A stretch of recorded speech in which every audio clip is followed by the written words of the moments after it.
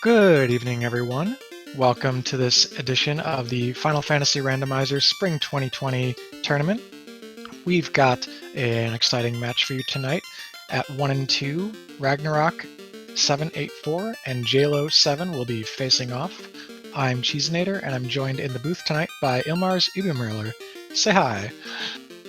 Hello everybody, another big match coming up here yet again. As we've said, 3 and 3 gets you into that play-in race.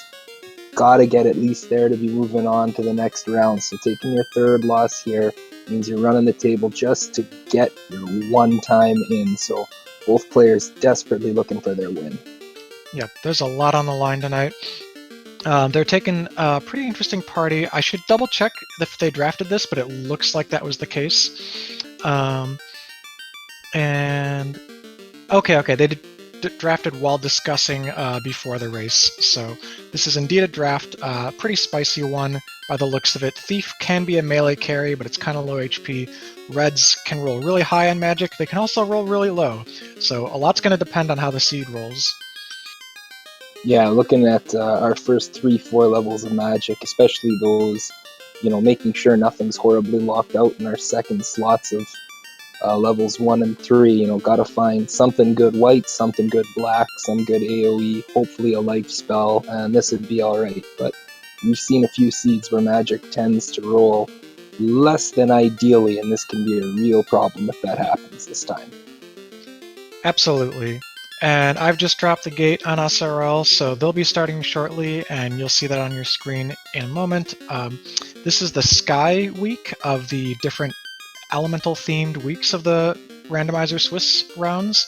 We've got an incentive in Sky Castle on the second floor that needs a chime and a cube to get to, in addition to being able to reach the Sky Palace, which often will be sailed to. All kinds of interesting ways the progression could fall out, and I'm really excited to see where it goes. I had the opportunity to call Jaylow's last match against Rojo, and it was one of those seeds for him where he ended up seeing everything bad, in particular Thunder Sahags, which got him time after time after time. Cheese, you run this game. You know what it's like when you have one of those bad seeds that just seems to beat you at every corner. How do you turn the tide to, get back on the horse? You know what? I will answer about my strategy in a bit. I want to see what's happening at level 1. We have Life and Fog 2, and Nuke and Warp. Oh my Oh. goodness, this is amazing magic for these. That's So, oof, yeah, Nuke, you leave Warp, Fog Life. 2 on the table. You get triple Nuke, triple Warp, triple Life. You could Yeah. maybe drop 1 Warp for a Fog 2, but I mean, I'd take all the charges of these I can get. Yeah, absolutely. That couldn't have shaken out any better for them. Yeah. Like we were saying, you need magic off the hop here with this party comp, and that the seed giveth. So we've already solved 2 of the really 3 major things that we want to see on red mages, which sometimes you can be locked out of. We want to see a nice big AoE in the early levels. We want to see a life spell so that we can bring our light warriors back up. And we also want to see an offensive buff. So we'll be on the lookout for faster temper, probably in the first 4 or so levels. Yeah.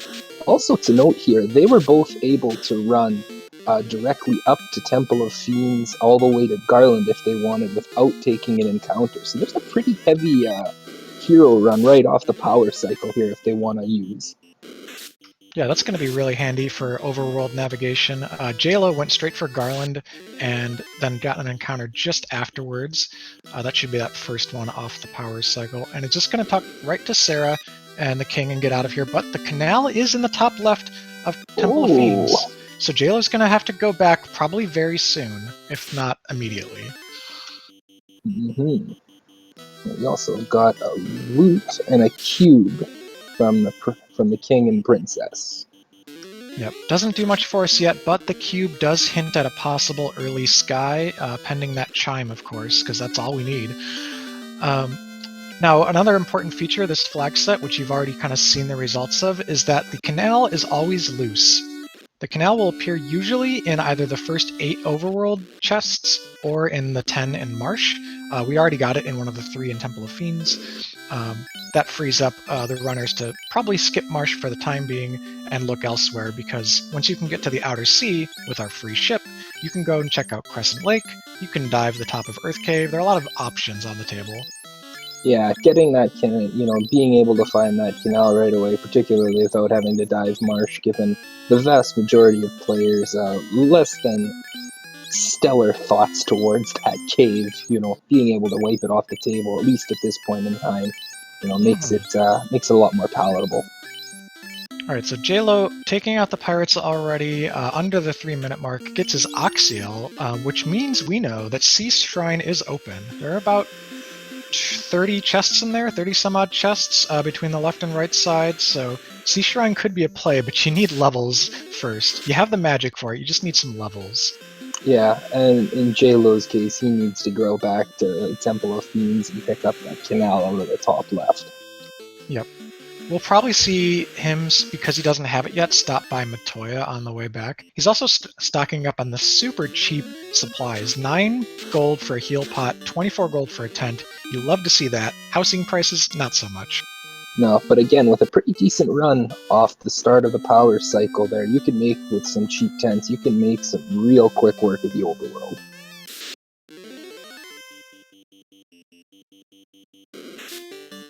Ragnarok gonna nuke him down some pirates here in a second. Oh, we have Exit at level 2 white and Ruse. Okay, and Bane and Quad X. So, once again, kind of 4 spells you might want, but I think I'm probably taking... Oh, even Heal 2 is kind of okay. You might change it up at this level and switch which... Jaylow's going for the really expensive Cure 2. I think I would have taken multiple Heal 2s in that case, not only to save money, but also because Heal 2 is a party-wide healing spell, which can really help you make your way through dungeons. Also of note, we have very cheap Pro Rings and Gold Bracelets, both here in Provoca. Gold Rings at just under 7,600 and Pro Rings at 8k. And Ragnarok picked up some essential items from the shop there. Chain Armor. Red mages can equip Chain Armor before promotion. It's a fantastic way to buff up your party. It's 15 Absorb. That'll keep them pretty safe from the punches of early enemies. Don't think Jaylow has those yet. He did just take about a 25 damage hit from one of those enemies. Yeah, he didn't go investigate the armor shop. He went to pirates, then to items, and then to magic. So we had one commenter in the chat, Doji, saying that Jaylow might be in trouble here for not having checked the canal. Fortunately, the way this flag set rolls, you have to look in these like Matoya, TOF, and Dwarf locations, pretty much guaranteed, before making any progress, and they're not that far away. So he should be back to TOF in no time. Yeah, the seed will sort of bottleneck you in a few places to have to go look, and you're going to check the quick, easy ones first before you're going to be making any real dives into Marsh or anything.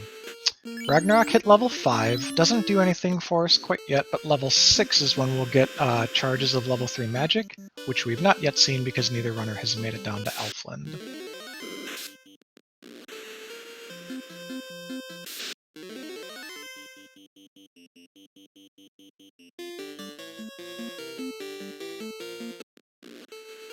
Alright, you see Ragnarok there doing a little bit of what we call encounter manipulation in Final Fantasy Randomizer. You can either power on and power off your system in order to reset the steps you've taken on the overworld and dungeons, or you can do just a plain soft reset to keep your steps but go back to your last save. And the latter will help you get past encounters that you're not interested in fighting on the overworld. And as we've pointed out, doing that hard reset, they've got a pretty decent run right off the start. So if you want to skip some encounters and make some quick work around, you can drop a tent, hard reset, and you get about a good 35-40 steps, if not more, before you'd be hitting that first encounter. Also, you can see there, Ragnarok brought his Thief up into the first position. Not only does it have kind of an HP lead over the other characters right now, but also the initiative for a fight is based on who's in your top slot. That's calculated by their luck plus their agility, and the thief has a lot of those stats, so more likely to get first strikes and less likely to get ambushed. Yeah, getting that thief in the top spot. They get some bonuses now, but especially as they start leveling up with a lot of the fixes that have been put in by this randomizer, they can get a lot of really, get a lot of really nice initiative, be able to resist ambushes a little better. I didn't see what stoned one of Jaylow's red mages. Looks like he did opt to buy softs from the shop and bring it back up, and I agree with that. Sometimes you do want to trim down the number of party members, getting experience at the end of a fight, but in this case, with 3 nukes at level 1, I think you want all the firepower. And we said we were looking for some offensive buff spells. At level 3, we have Fast. And Invis 2. Yeah, Invis 2 is going to be locked out. That's in the last slot there, but Fire 3 and Fast, that's a solid level 3. Gives us another AoE to work with and a game-winning buff. Cure 3 locked out at level 4 there. That's promotion available, though, if I'm not mistaken, right? The slot 2 and 4 of level 3, Reds can't learn, and slot 2 of level 4 they can't, but slot 4 is promotion locked. Ah, yes. That's kind of one of the recurring themes of this tournament, is you can kind of tell who's been studying up their red mage spell slots and otherwise, because we've had a lot of runners check for spells they can never actually learn, and in some cases go back to the shop to try anyways. Yeah, I've always been a black belt guy, so who needs spells when you do that? That's true. Black belt's sometimes all you need. And speaking of, kind of in that category of melee carries, so the Thief has a fun buff on here. In addition to all the various bugs and quality of life fixes we've made to the randomizer, we also now standardly play with a Thief's having double the hit growth. So every level they gain 4 hit percent instead of 2. This ends up meaning that they swing their weapon more times per fight or per combat and get a lot of extra damage in. So they might be equipping that Vorpal that we found in Dwarves after class change and getting a lot of crits with it. Yeah, I've seen seeds where you have ninjas that are doing 7 swings with a katana, and when that gets fasted to 14 with its base damage and great crit rate, crit rate equivalent to that of that Vorpal, they can do some serious damage. Alright, into the Melmond weapon shop. Not a super common check here, but Jaylow picks up a saber for his Thief. That's pretty solid. In the randomizer, that's got a crit rate of 20, so, once he gets a couple of hits on that, he could deal some decent damage. At this point, you definitely don't need anything for your red mages to be swinging, because they're going to be swinging nuke the vast majority of the time right now. Yep, absolutely. Ragnarok already out of Melmond, he's hoofing it. He's got most of the magic he needs, so you might not even see him check level 5 shops. I know he's ignored those sometimes in the past. Copper bracelets all around for Jaylow, so not quite the quality of the chain armors, but at least he's got something. He also bought, I think he bought an iron armor and then sold it? Or he sold the iron armor he got in Matoya, that's what it was. Yeah.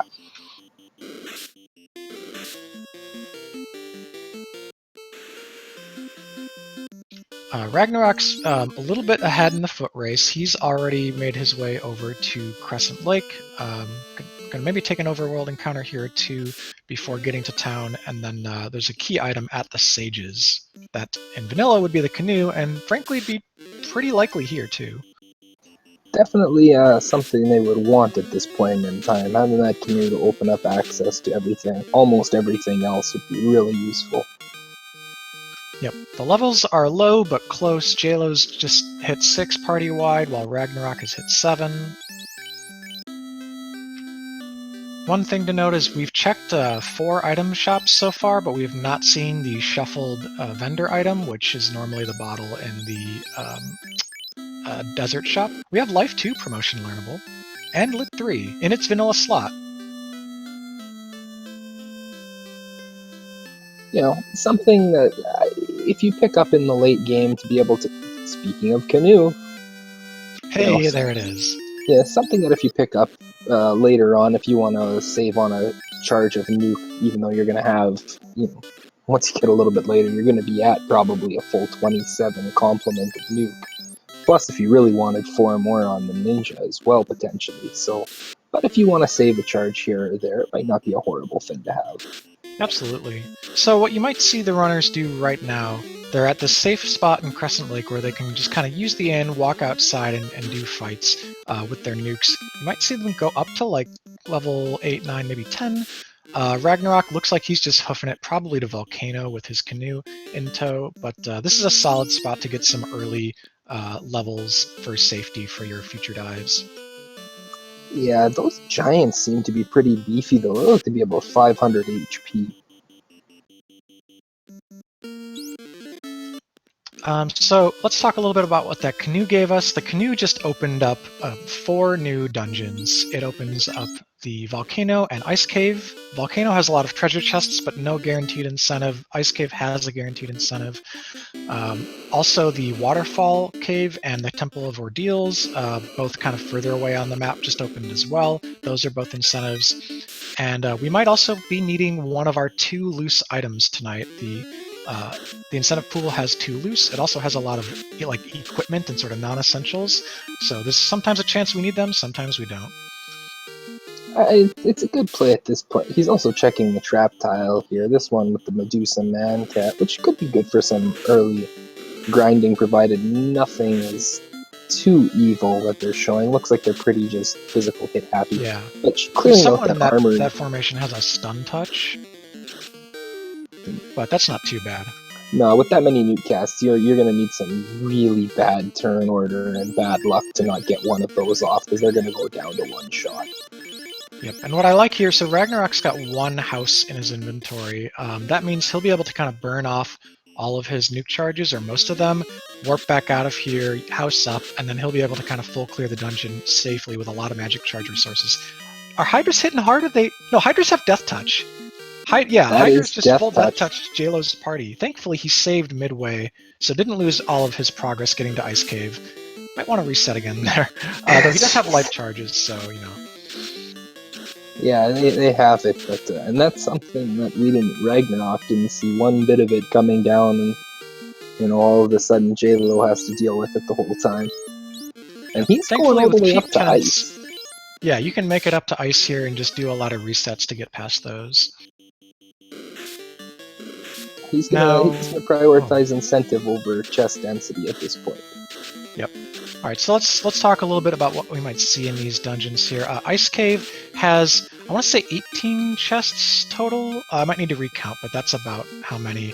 And 3 of them you can get once you hit the middle of the dungeon and use the spell Warp in a way that wasn't really intended for the vanilla game. He's probably going to drop down the pit in front of the incentive, warp back up, and check 3 chests at once for maximum efficiency. Ragnarok, meanwhile, taking this grind. Mancats and Medusas are low HP on average, and pretty high experience and come in large packs. Unfortunately, he got a little bit of the business here by them on this one, but 2 of his party members survived, so those red mages are going to buff up pretty decently from I wonder how many copies of Life Ragnarok bought. Doesn't look like he bought any. Maybe the one that's dead has it? I hope someone does. Yeah, but Ragnarok's actually, if he saves this, he's going to need to go back to Crescent Lake to revive his characters. If he didn't pick up life in that first slot there, that might have either been a money issue right out of the gate and he didn't revisit the shops, or maybe just an oversight on his part. I'm going to say money off the start, but not picking it up afterwards is a little bit of an oversight, though. Yep. So Jaylow, making the early ice play, did not pick up levels like Rag, so ice can be dicey. Kind of it's going to depend on what spells and scripts the enemies rolled. The only things that hit physically super hard are the Wraiths and like the Frost Giants, which hopefully we won't see too many of those Frost Giants, but we are going to see big undead packs like this. And on Ragnarok's side, we found both a ribbon and a katana. That's fantastic. That's already most of the treasure we need to win this game. Oh boy, iguanas have damage poison.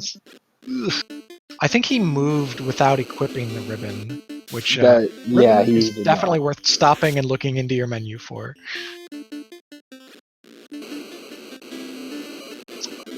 I guess Jaylow was just checking out that trap tile there to see if there was anything good instead of warp tricking, I would suspect. Yep. Jaylow got this Frost Dragon encounter, which is normally pretty uncommon in the Ice Cave, but with the Randomizer, encounter rarity can be shuffled, so you're going to see a lot more dragons.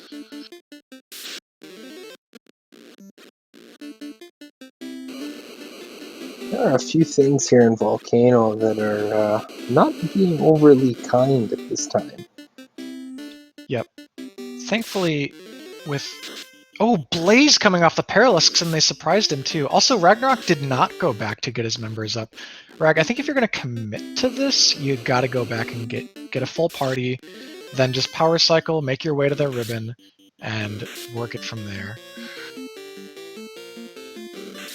Either that or go back to that grind tile and spend a little more time, really buffing up those two party members.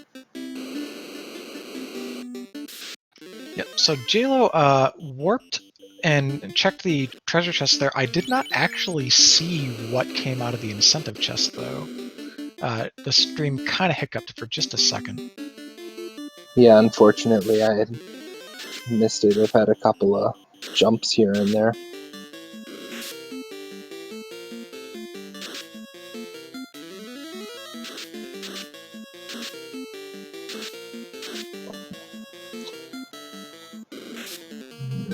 Maybe our tracker would be able to say. No, Oxyale was off of the Pirates. Jet says there was not a key item in that box, so it must have been one of the pieces of gear.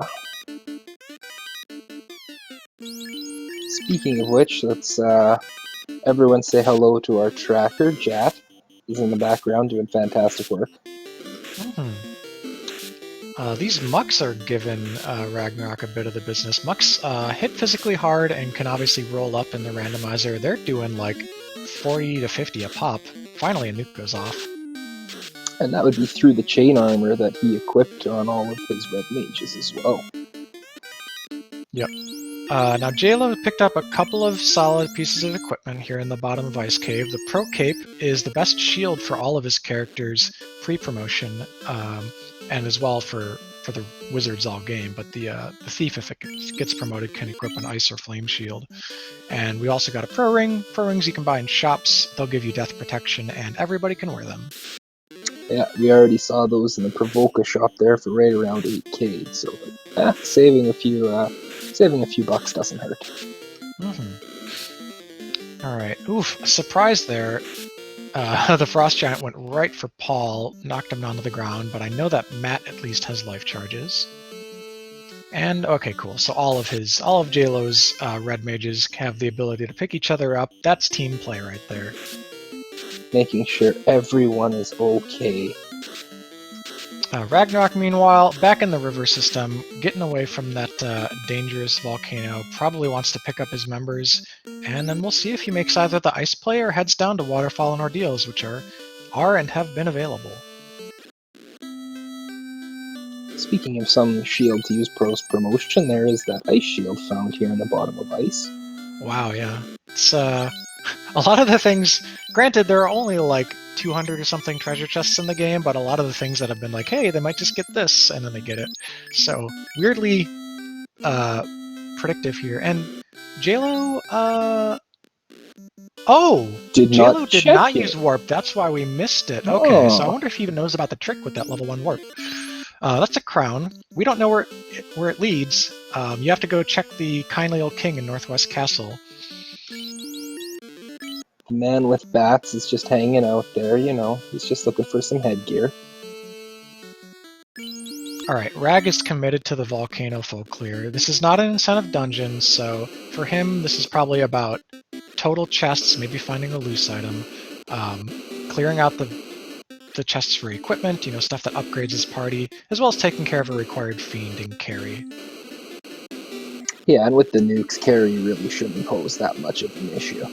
Shouldn't. We have seen some fairly nasty things down here, though, so it might not necessarily be the fiend that becomes an issue, but maybe getting down to her that could be a problem. some folks in chat giving ideas about what might have been going through Jaylow's head there, as he did not warp back in Ice Cave to check the incentive. With exit in tow, you can still do a single loop through Ice Cave and save that warp charge, which competes with Nuke in the first slot, so that might have been it. He also might have forgotten he had warp just momentarily. I know sometimes people are not used to having it at such a low level. It's something that is, I don't want to say a really super, unknown trick, but it is something that you have to be a little familiar about the randomizer, because you never have the opportunity to do that in vanilla. Yeah, and Jaylow has been around for a while, though has not raced a ton in the past year or so that I've been here, so might be still getting reacquainted with all the usual trappings, but definitely is still a veteran, knows his stuff.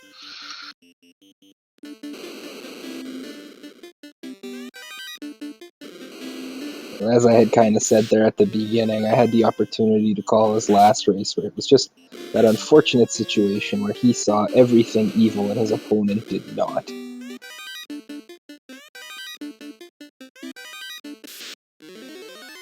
Oh, great grind tile found here on Ragnarok's side for Saria. Yeah, so let's see what kind of HP they have. They're dying to 256 nuke rolls. That's pretty good information. It was hard to really narrow it down more than that, but dying to 250 is solid. That's a fight you can take multiple times if you really want to.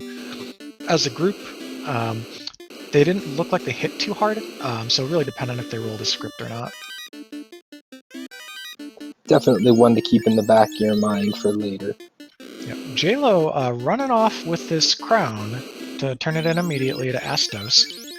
Pretty close, and you can just dock at the river on the west side of this continent to quickly dip into Northwest Castle. If this is the floater, it could be a really strong play for him. You gotta sail north though, Jaylow. Where are you going? Jaylow? He Checking. might not... Has he not been to Elf? No, Oh, actually, there's a possibility that he hasn't. I didn't see any level 3 or 4 magic in his inventory, in which case this is a fine way to route it. But it's also somewhat uncommon. There are a number of players we've seen in the tournament who don't know all the points at which you can dock your ship on a river system to get onto the land, and some of those can help you route a little bit more efficiently. But he's making for Elfland, so I think this might be doubling it up with a magic trip. Yeah, I know, like the ones around Northwest, there's one near Matoya that you can use. As well, that one right by that you're kind of forced to use at this point to get to ordeals. Yep. Ragnarok has been running into a lot of these red dragons in the volcano, which is another encounter 8. The reason I keep pointing this out is because until recently we didn't actually see them very often because there was a bug and they just simply were not appearing in the rarity shuffle, so we only got encounters 1 through 7. So lots of dragons. Yeah, and the Great Meridian BC would be the one who discovered that bug and fixed it, and he also loves pointing out that it's his fault as he was the one who created the issue in the first place. I still give him credit. All right. Oh, absolutely. So Ragnarok is quite close. Ooh, these imps have a script that we didn't really see early because they just power cycled straight into TOF. Thankfully, didn't do anything scary. We get 1,000,000 gold that we honestly don't need at this point. Well, we haven't seen that vendor item, so even if it comes out max price, we should be okay. Yep. Ragnarok's resources are pretty good as far as the heal potions go.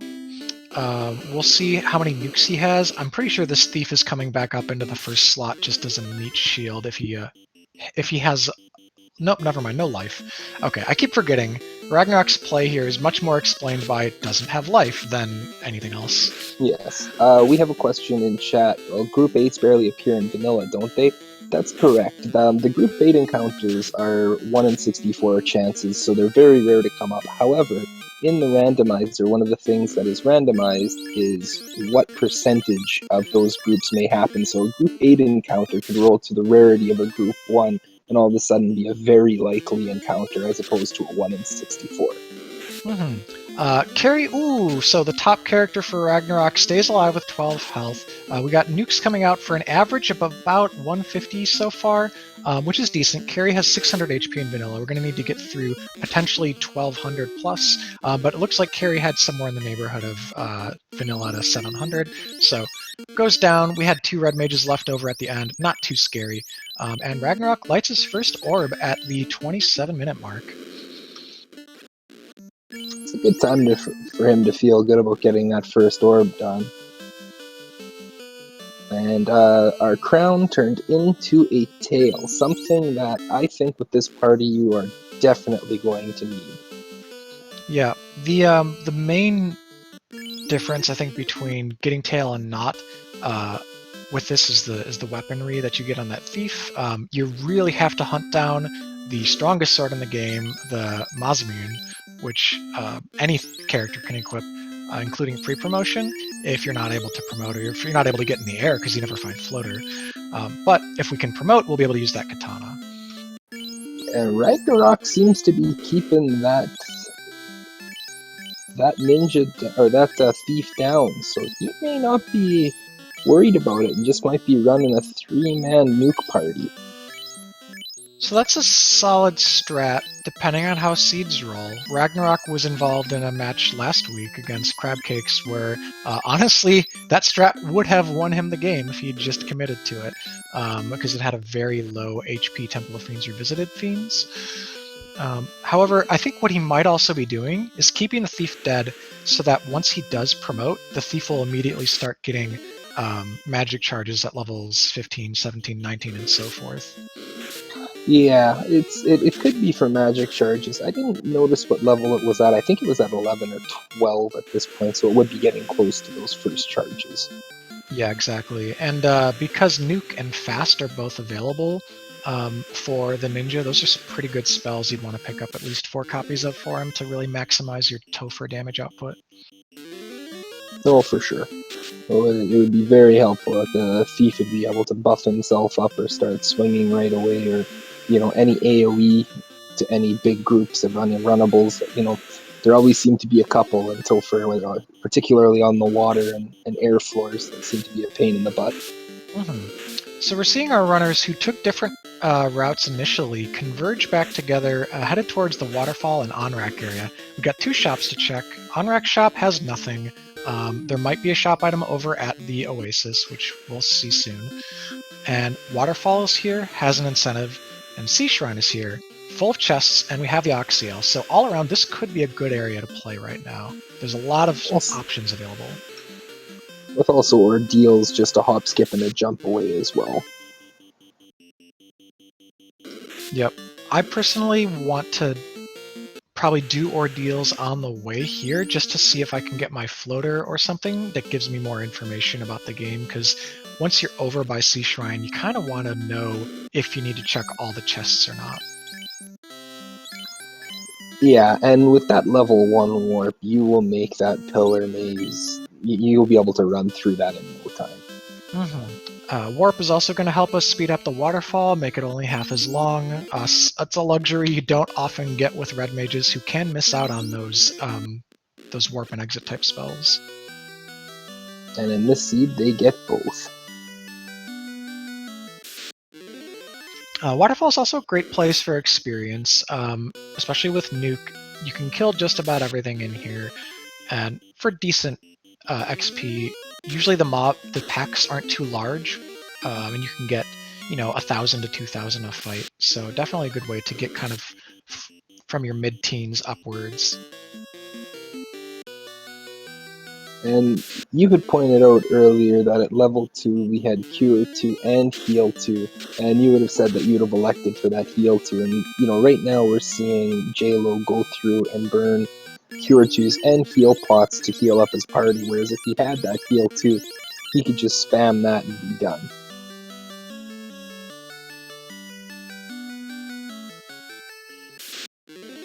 Yeah, and also, he was short on money at the time.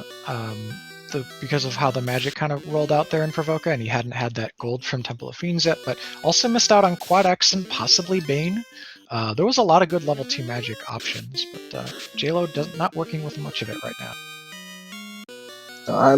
I'd have to suspect that if wherever he finds that floater, once he gets it, he's gonna be doing a tour around the towns again to both pick up now with that tail magic for his ninja and the rest of his red mages to fill it all up. The spike tile they just passed here, pretty solid for experience, and they only have about 300 HP. The slab, oof, that doesn't do anything for us before floater. Ragnarok's gonna take that again too. Totally get this play. They're pretty easy to kill. Looks like maybe less than 240 HP. That was a 242 roll that took one out. Yeah. Yes. Normally the most dangerous thing about fires is that they punch pretty hard. So if they didn't roll a script, we'd be kind of at the mercy of how they focus fire characters. But dying to one nuke means, yeah, free experience.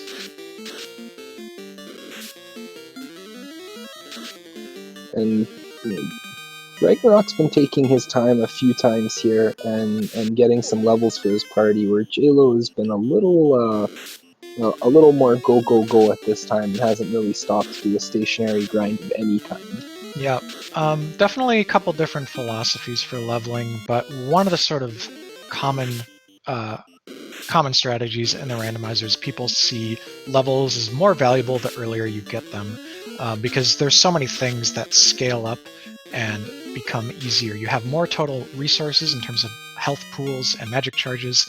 You can run away from battles easier. You gain more magic defense, so you're less likely to get hit by negative effects. Lots of reasons to get your levels kind of in the early goings. Now, we're 34 minutes in, and he's got level 20 on a couple of his characters, that being Ragnarok. He can pretty much, at this point, look to a walking grind the rest of, clearing out sea and sky and have levels ready for the end game. So Ragnarok, again lifeless, picked up his other red mage, not the thief. He's gonna go in. I'm wondering, so Ragnarok hasn't even checked the Oasis, which is where Jaylow's on the way to right now. He might be committing to either just a left side full clear of Sea Shrine or a complete full clear. With no loose items found yet, it's still a pretty decent bet. This is where a lot of the available treasure chests are, and he's already seen all of Volcano. Oh, we have our bottle available in Oasis. Is anything in this run randomized? And it's right around the same price. Isn't it like 55k in vanilla as well? Yeah, it's 50k in vanilla, so yeah, very close to vanilla roll. And we needed all that money that we collected. I saw something in that unrunnable Wiz Sahag and Red Sahag pack cast Blizzard. I really hope it wasn't the Red Sahag. If it was, that's the potential for a whole lot of it to be coming down. Yeah, we've got one ribbon, the ribbon that was in the armory.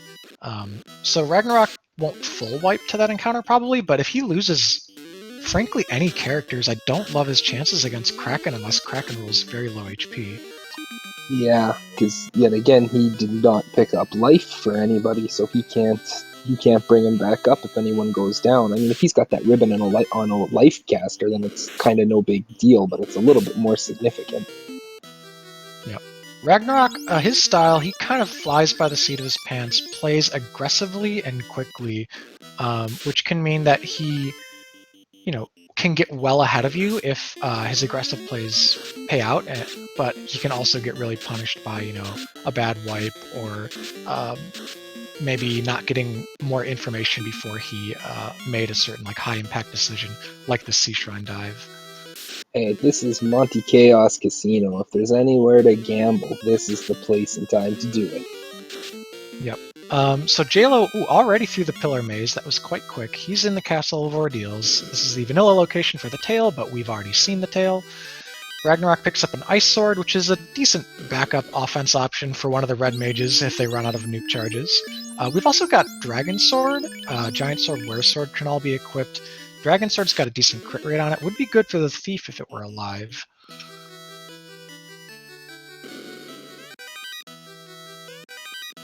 Yeah, I wonder if this is just a straight up 3-man or if this is just waiting to promote first.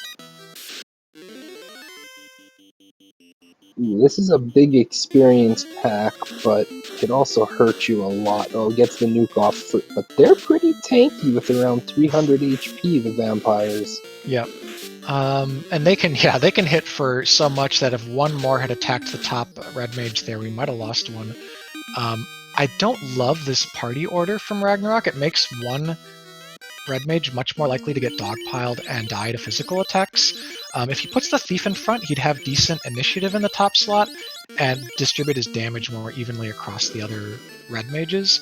On Jaylow's side, yeah, apologies, but on Jaylow's side, we saw both a sun sword and a white shirt, two great items for him to pick up. Oh yeah. Sun Sword's the best pre-promotion weapon that a red mage can equip, other than the Masamune, which everyone can equip. Big damage upgrade there. And then the white shirt is going to help you. That's kind of a win condition, which will allow anyone to cast Invis 2 on the party. We also got a chime, so now that incentive sky is completely open. Yep, Chime, that gives us access to our last known incentive location. We're holding on to a bottle and a slab, which we need the floater to turn in. We haven't seen the 2 loose items, and we are 2 items away from go mode. There's a lot of things that could shake out, but I'm expecting floater to drop somewhere in Sea Shrine or Sky. It's a pretty high chance to do so at this point, but I think we will not be doing sort of a floaterless go mode, which you often see in this tournament, just because of the early placement of that bottle and slab. Ooh, that tile had those death touch hydras, and it took out one of his red mages. Ouch. Wow, that's the last place you expect those to just crop back up. Like, I thought we were done with those once we were out of the river system. Wrong, Sharknado Room says here's some death touch. Yep. So it looks like Jaylow probably exited out with that result, didn't feel confident about Kraken. Yeah, sorry, not Jaylow, Ragnarok. Yeah, as soon as Ragnarok lost that guy, he said, nah, this ain't gonna happen right now. But on the plus side, he did clear out the entire left side. So yeah, he knows all the information on that left side. So if he was gonna go back in, he can go mode the entire left side, or if he chooses, he can now go right side and figure out if there's anything there he wants. Jaylow taking an encounter here against some kind of tanky tankalos, if you will. Unrunnable. He could have reset, but gonna try and get through them with some nukes. Don't know what his resources are. If he's got a house, it's okay to do this. Otherwise, you really want to be saving your charges. He's gonna go to Sky, run from some steak and wings along the way. Sky, yeah, up on the second floor, Sky Palace, as said before, there's an incentive box.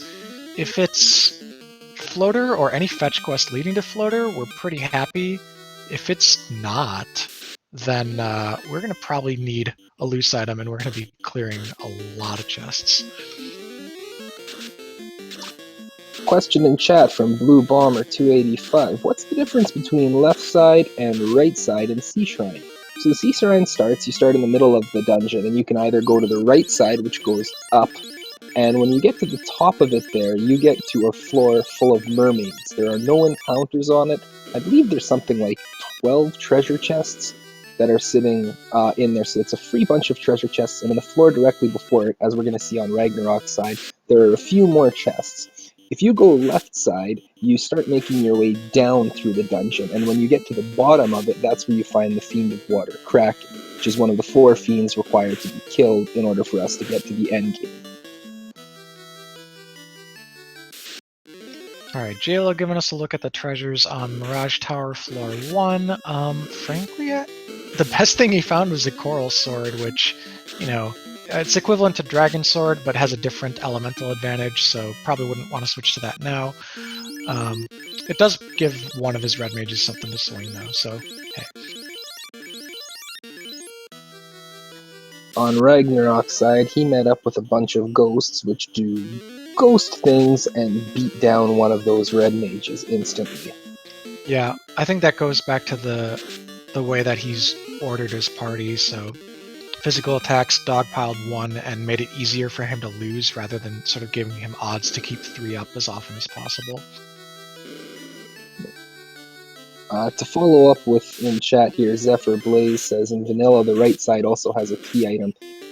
What we've done in this is every week to week, one of the Fiend dungeons is incentivized. So yes, that if this were being played under the flags for C, there would be an incentivized item on that mermaid right side. In this week, however, we're playing Sky, so in the dungeon that Jaylow is currently in. Once he gets to the second floor of the Sky Palace, which will be coming up very soon, that's where the incentivized item is.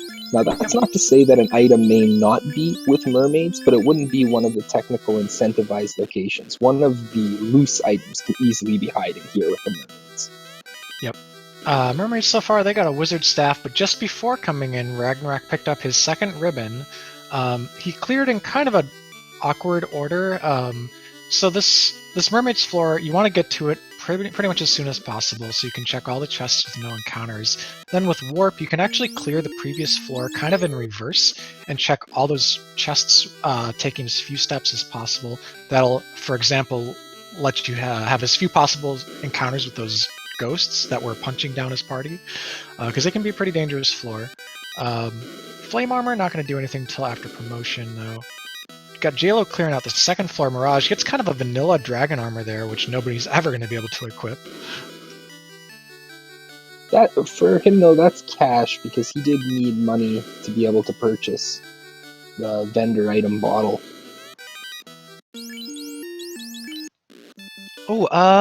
Okay, so Ragnarok has orphaned just a couple of the chests on the right side. I'm not sure if it was one or two. I know I saw him check the bottom and the bottom middle chests on floor 2 of Sea Shrine, but he might have left the far left and the far north. He did. He left the bottom left and the top chest. And on top of that, here in the less than greater than, Jaylow finds a massa. Oh my gosh, that's so good. I mean, granted, he still wants to promote. Both these players definitely do, but he doesn't have to. And suddenly, that thief can be very effective. That thief has already got 4 hits with that weapon, thanks to its hit growth, and will get a 5th hit at level 20. Yeah, with that in it, with nuke, fast, and a massa swinging thief, he's gonna have some good damage output coming in. Yep. So each runner has something the other doesn't, based on the way they've routed this game. Ragnarok's covered a little bit more total ground, given that he also has the Volcano full clear under his belt. His 2 ribbons are going to keep him safer. Jaylow's Maza is going to let him get through bosses, especially if he fasts, but his levels aren't quite as good. So really hard to call if there's much of a substantial lead here yet. I think it could still really be decided by loose item placement. That's what I was just gonna say. The only time I think I'd feel comfortable right now saying whoever has an edge is who's the person who starts pulling out loose. That, once they're able to get that or get that knowledge of a floater to figure out what that slab and bottle have to really open things up. Yep. We're also starting to get into territory where, all of Mirage has been checked, almost all of C has been checked. There are like 10 chests sitting around an Earth Cave. Not 10, more than that. Hang on. 5, 6, 11. There are like 14 or 15 chests available in Earth, and 10 in Marsh. So we could be on track to one of those seeds where there's some really gross loose progression.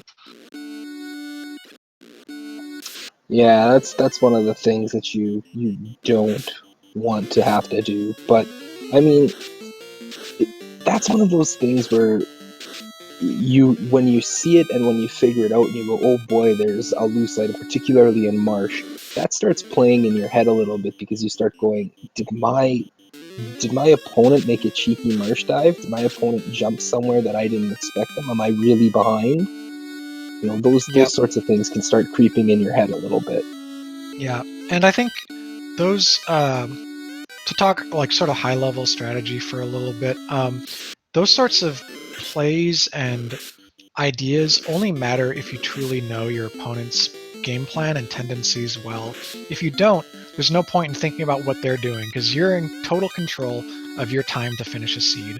So you've got to like come up with a game plan, execute, and stick to it. If you do know what your opponent is likely to do, you can gauge whether you're behind or ahead and need to make more aggressive or safer plays to kind of get a position that can win the race.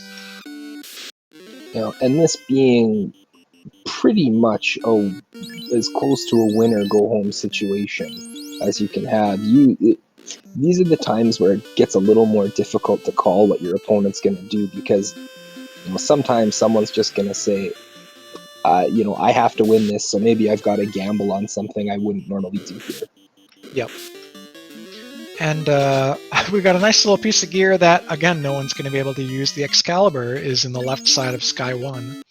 Oh man, that knight would be so decked out right now with the dragon armor and Excal. Just for fun, the Age of Shield will come up next too. Mm-hmm. So to this point, we've seen so few of the fetch quest items. We could very well have a fetch quest in this chest, maybe even a vanilla adamant, that would lead us to go play ping pong all around the inner sea until finally turning in for something like the floater. Because this is like, we're at 48 minutes.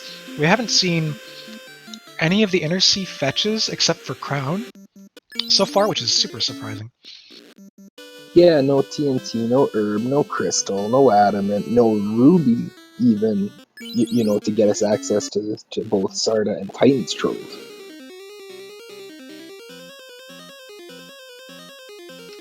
Yeah, one of the kind of underrated things that's been happening so far. So normally you get a lot more of those fetch quests kind of earlier in the game, especially with Canoe coming pretty free. And we have experience that scales off the number of key items you have in the randomizer. They're getting plus 5% experience in gold per fight for each key item. So they've been going through a lot of this game actually getting less experience than they normally would. That has its pros and cons, because if particularly Jaylow being a lower level than Ragnarok, if he decides that he wants to grind towards the end of it, he'll be able to do a much quicker grind with that extra XP once he starts collecting some of those items. Absolutely. So based on what the runners have done, I do want to say that Jaylow, having not full cleared Volcano or Sea, is ahead of Ragnarok in this dungeon, and if all you need to do is get the key item out of this dungeon and then sort of do your fetch quest turn-ins and things, and everything for go mode falls into place, Jaylow would have an edge from having skipped so many chests. That said, we really do hope he looks at the armory for that ribbon later in the game. Jaylow also had done Ice at this point, where Ragnarok has not, which gave him his tail. So he's got that point. One dungeon. He's got that one dungeon to the other, and particularly if he does find those loose before he does Volcano. I mean, Volcano is a super quick dungeon if you're go moding. It would be unfortunate if he skips Armory, but I mean, if he's got one. Yeah, because he picked up the one ribbon as well, I believe. Jaylow doesn't have any yet. No, it's so correct. He doesn't have any. They've only been in Sea Shrine and Volcano. So Jaylow picks up the herb there. Not super exciting to call out because we were saying we'd probably get a fetch quest here.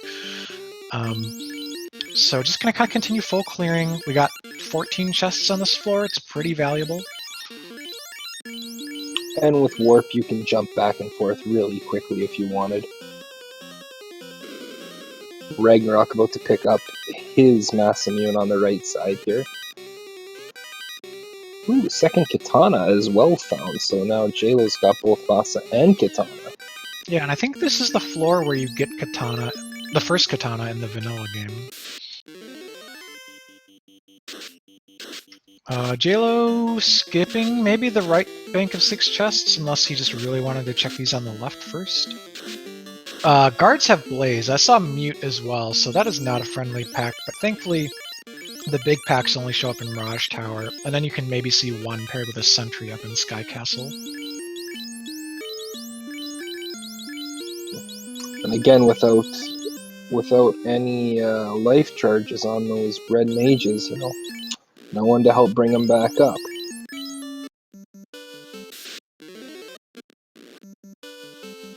Okay, so Ragnarok only did Mirage Tower. He's piecing out, and maybe going to go revive characters at Crescent Lake. Or not Crescent Lake, what's the closest town? Provoca. He can take the North Dock to Provoca. Alternately, you can he can do something else entirely. Maybe he's deciding that Ice Cave is where he wants to be. If he takes that North Dock to Provoca, he should really take the time to walk over to Corneria and pick up life on those red mages. Yep. And if he makes that play, it's a little bit of lost time on foot, but frankly, it's so worth it. Yeah, you're gaining so much extra by making sure that they're staying alive.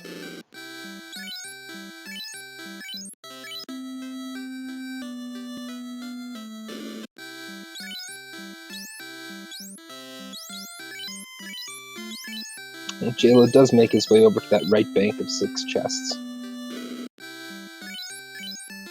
And we have nothing. Oof, other than the couple of swords we picked up, Sky kind of empty.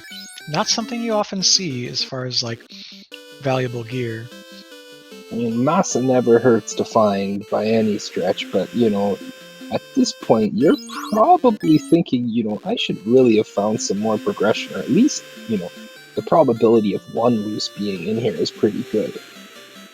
Yep, we've been go mode -2 for the last, gosh, I want to say like 25 minutes or something, 25 plus. Yeah, right in that time. We've been sitting on these same items for quite a while.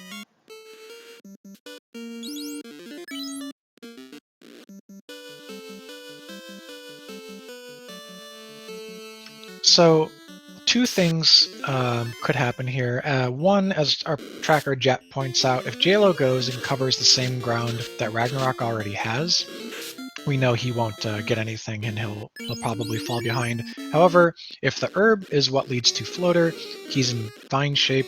And if he goes to someplace like Earth or Marsh and gets possible loose progression, he'd also be in a good spot.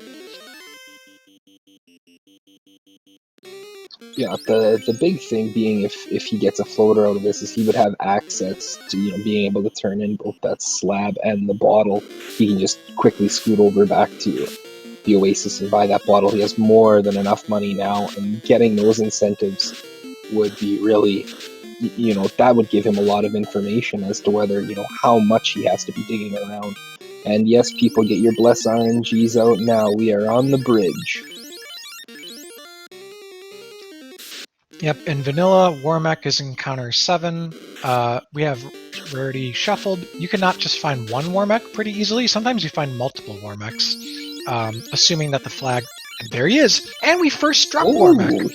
We can totally do this. Take him. Aw, there you go, Jaylow. You gotta fast, though. You definitely... Well, okay, if we're doing that much damage already, we're probably fine, but you really should fast the thief here. Yeah, one of them, spare one of the charges and throw it on for sure. Lit 2, not horrible. Yep. And anything we see Warmech do here as far as spells and skills, that gives us information for what the Fiend Refights and Chaos will have at the end of the game. Warmech has over vanilla HP, that's for sure. Ooh, Terminated. That's a big boost to EXP. That helps catch up Jaylow to all that standing grind Ragnarok did before. And that's the plus and minus of doing those grinds. You know, Ragnarok, they didn't spend a lot of time, but when you get a few encounters like this, you know, you're able to make up for it real quickly. Alright, Jaylow gonna use some of those Cure 2s to save on his heal pot situation. And hey, he might pull another Warmech. If he does, I hope he leans a little harder on fast. Okay, it doesn't look like he'll get one. Just some nachos, which he's not hungry today. He wants to save the rest of his charges and everything for Tia here. Yep. I would definitely try that sticking that thief in the back. Yeah, Bane was level 2, which can insta-kill Tiamat at about 15% chance, but I don't think Jaylow has it. So I'd love to see the thief in the back row with the Maza with fast, and that could probably get there on its own. Because our nukes could run out, and if that thief gets punched, then we'd be in rough shape. Yeah, he's the most likely to give you carry on this. Oh, Yep. there we go. As Smart if play. telepathic communication happened. There he's gonna fast up that thief. Love it. Oh, Nukes with excellent. everyone else and swing. Okay, so Tiamat's hitting hard, but not overwhelmingly hard. A red mage survived a hit with 100 HP left. What you don't want to see is stuff like damage, poison, and thunder. That would ruin our day. Not very evasive. We got the full 10 hits off the Maza there for a good chunk of damage. High roll nuke for 370. That's going to help a lot. And alright, down goes Tiamat. Jaylow lights his first orb, the Orb of Air, at the 57-minute mark. Getting the full clear of this, getting a lot of good levels. He's gonna be able to put, once he's able to, I suspect he'll be chasing down this herb here and finding out where it goes, and maybe being able to put his foot on the gas a little bit more than he has been so far. So Ragnarok's got the full party up. I think he likes his levels because he's starting to run from decent encounters like those rock ghouls and manticores. Jaylow, not quite sure what his route plan is here. It is admittedly very awkward to get to Elfland from Mirage Tower. You kind of just have to sail around the edges of the map and eat the cost there to get back to the inner sea. Because we could be going on a long fetch chain after the serb is turned in. Yeah, more than likely, you've got to be spending some time on the inner seas, passing these things back and forth between here and the dwarves, and probably Matoya even. So this is interesting. If you've been watching other races, and I won't spoil any outcomes, but there was another race today where a runner playing actually was in kind of the same sailing predicament as Jaylow. He went around this north end of the lower continent to get to Elfland or thereabouts, and it is a long trip. One thing you have to learn, I think, to play the spring tournament flag sets that we've got is you got to learn your sailing routes from point A to point B and really cut down on those steps because these can take a lot of your time. Yeah, it's one of the things that's great about the randomizer. If you ever really want to, first off, join the Discord. There's tons of things that show all of the best routes, all the utility for everything. You're going to want to check that out. But the other great thing about the randomizer is you can play around with encounter rates and set it to pretty much 0. I believe you can set it to 0 on the overworld. And that'll give you the opportunity, if you wanted, to just, practice yourself, go around, not have to worry about anything, and really route out the best way to go. Okay. Just want to say for a second here, Ragnarok has not been healing. Runs from Warmack could have taken it because he also has the Maza if he'd been healing, but he's not interested. What are we doing, Ragnarok? Wait, does he have no heals? Did he not get heal pots maybe when he went back to town? I'm not This is so risky. And Tia's got some health. This is... Okay, oh no boy. heal pots according to chat. We're gonna need some nukes to land here and maybe a free turn or two from like a useless skill. Ink or something. Okay, Thief is down. Turn order here? Oh, what? Oh no. Boy. Yeah, he was no heal pots. And there's healing magic at some of those low levels, but he must not have invested in any of it. And our herb has turned into a TNT on Jaylow's side, so here start the fetch quests. Yeah. Now, did Ragnarok just lose his herb? Because if so, and if the herb is floater, he probably can't make any progress without it. There could still be a loose in the world, sure, that he'll get early. Okay, he's actually going to town. So unfortunately, the second trip back to the Provocadoc to go get supplies for Ragnarok, we might even see him flex this into an ice cave play just because he's in the area. Here we have pro rings, we have gold bracelets, we've got... I still think it's worth the walk from here to Corneria to buy that life spell. Yeah, so Ragnarok has made aggressive plays. Generally speaking, they've been okay, but He's been underprepared in a couple spots and has gotten deep into Fiend dungeons he hasn't been able to clear, so costing himself some time. And while there were points where I'd say he was even to ahead of Jaylow, after that wipe, it's really hard. He's going to have to redo at least the walk through that dungeon as well as collecting the incentive. So Jaylow, got a good exploration advantage now. Yeah, and we're about to see what this TNT turns, hooray, into here, though.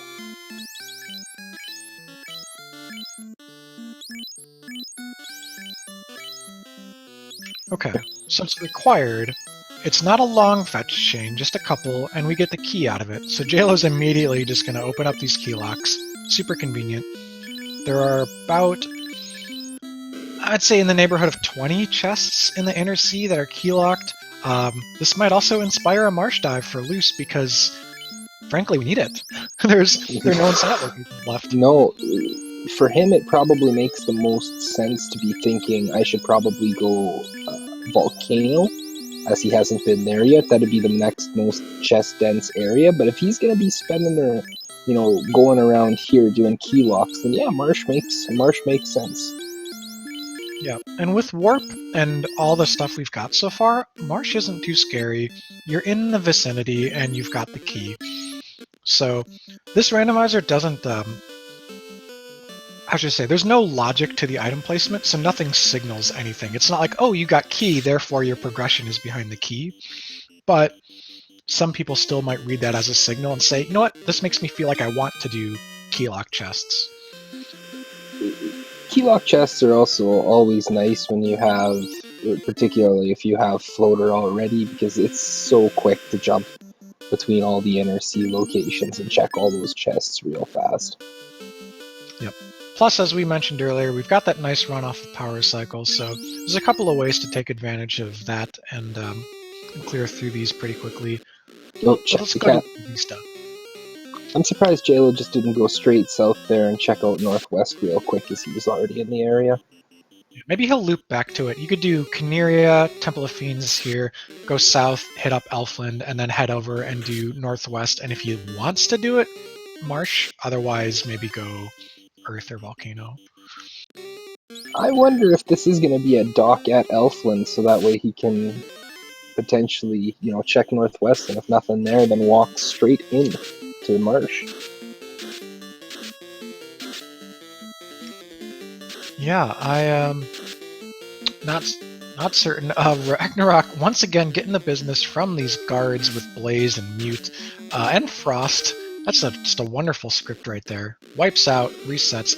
He did the resupply trip. He didn't buy a life. I wonder if he's just forgotten about it at this point. Yeah, that's the only thing I could think is that he's forgotten it's level 1 available, or maybe he missaw the slot and thought it was in slot 2 and it wasn't available to him. Heal staff and heal helmet right next to each other. We don't need either of those. Some people feel like it's worth it, but I think most randomizer runners will not spend the time to use the heal helmet and staff over other possible actions unless you're in real dire straits. You would have to be chaos. You think you're close to beating him, you've got one melee person, you're out of spell charges, what do? I guess throw those. Yeah, exactly. So Jaylow, done with TOF key locks, nothing interesting. Gonna check the freebies here in Caneria Castle.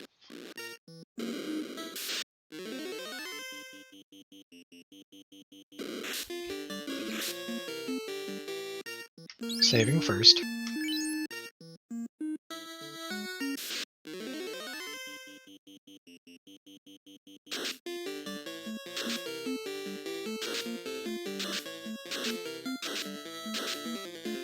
Meanwhile, Ragnarok retracing his steps here, going through the chests, and I believe the only thing, there was nothing major of consequence on the upper floors of Sky. Yeah, those can pretty much all be skipped. Ragnarok's already got a katana from earlier, so he doesn't need the second one. This treasury had some okay stuff. Black Shirt casts Ice 2. That's pretty useful. Ice Sword's a decent pre-promotion weapon. And there was a Light Axe, which is another caster item. Casts Harm 2. A few things that can be very useful.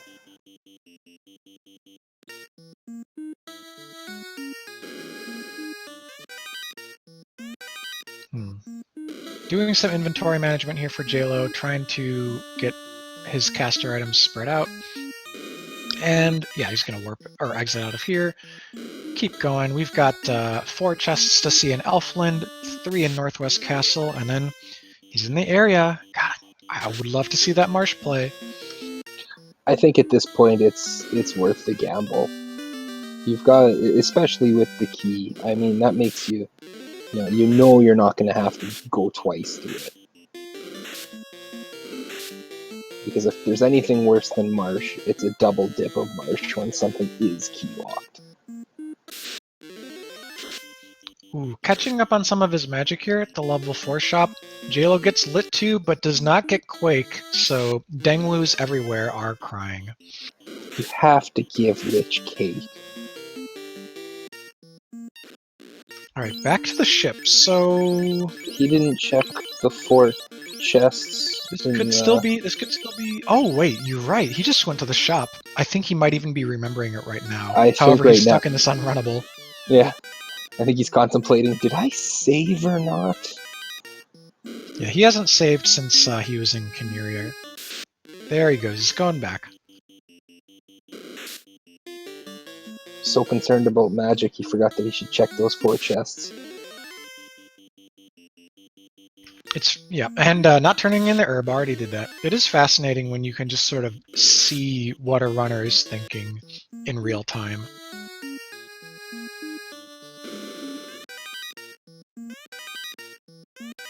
Got some things to put on some heads, but not much else.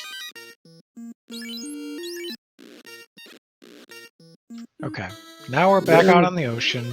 Where will be the next play is the big question. I would assume he's got to be taking one of those river tiles and jumping into Northwest. But after that, where will he go?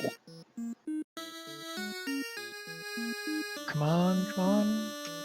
He's sailing past some of the good ones, unless he's going to dock at this one he's two tiles away from. If this means an Earth play, I certainly don't mind it. Okay, he's changing his mind. Docking here. Here we go. Northwest. 3 chests and a couple grind tiles, though we're frankly past the point of needing them, at least for now.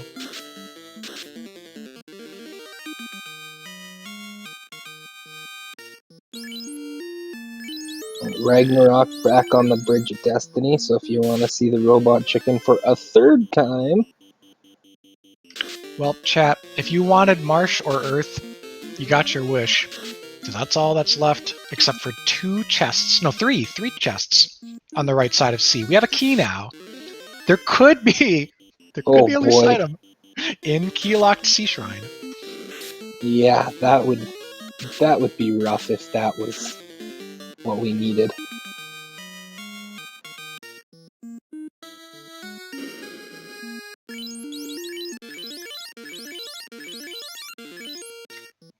While Jaylow snacks on some sandwiches, Ragnarok pulling Tiamat 1 again, second time here. He's going to lead off with evasion stacking, swings with one of his red mage. Don't think he meant to do that.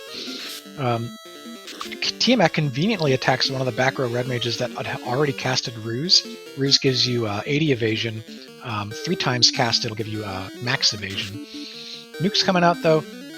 This is what he needs. Tiamat had somewhere in the neighborhood of like 1200 HP. So not a super difficult fight, you just need a couple rounds to get through it.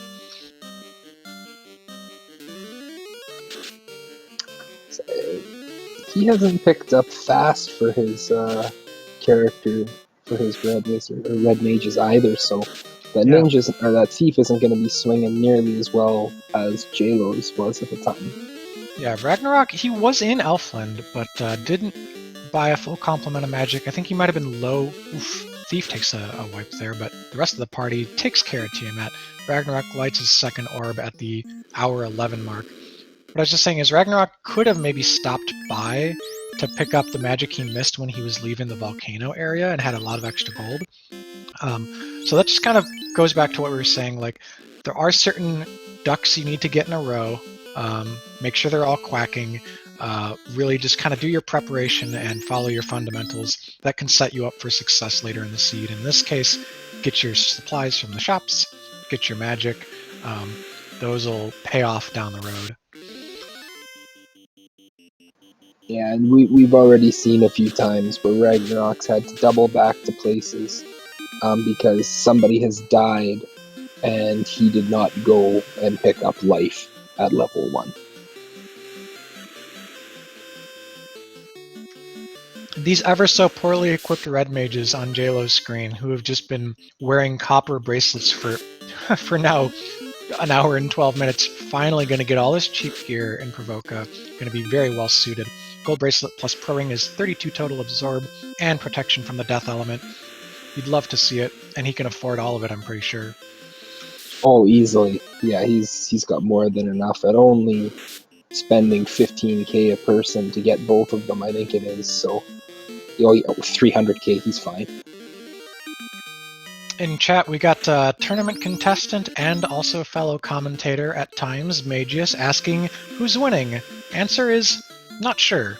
Jaylow's got kind of a lead of seeing the information of the key items, and he's knocked out a few chests and checks that Ragnarok hasn't, but vice versa. Ragnarok has full cleared more large dungeons. He didn't get anything substantial out of them, though, so it's really going to come down to which one of them goes to Marsh or Earth first for a loose item. Yeah, it's either, at this point, we're either looking at a Marsh, an Earth, or a very off chance of a couple of chests skipped on right side C.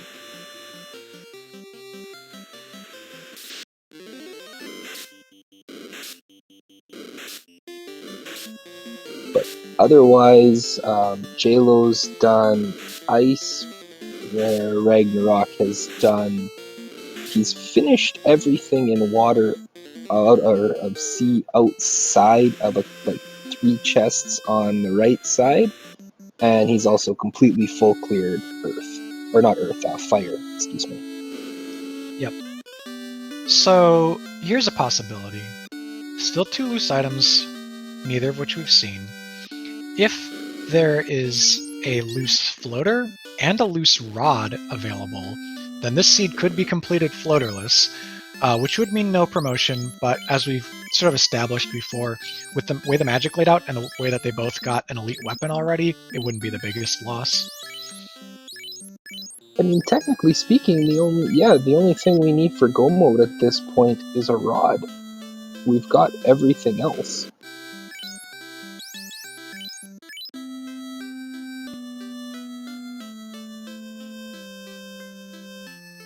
Jaylow's out on the high seas. Where is he off to? Ragnarok's catching up on that magic he missed. I mean, the biggest thing in this town was fast, so as long as he came back for that, he's in okay shape. Jaylow's sailing far west. I think he's taking the outer sea approach to go to Volcano rather than the inner sea approach he might have otherwise. Yeah, this looks like a Volcano play. So he'll get a ribbon and an orb, but not a lot else, and this is going to give Ragnarok a chance to kind of pull ahead. Yeah, if Ragnarok, after chasing down this key, ends up going to one of the dungeons that he hasn't done. I mean, the only way Jaylow's not going to lose ground big time is if Ragnarok goes to Ice, because he hasn't done that yet.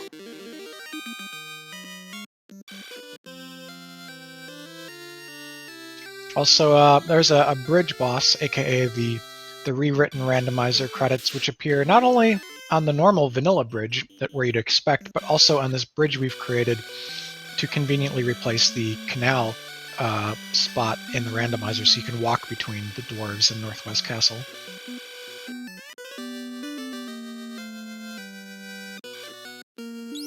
Jaylow earlier defeated his bridge boss.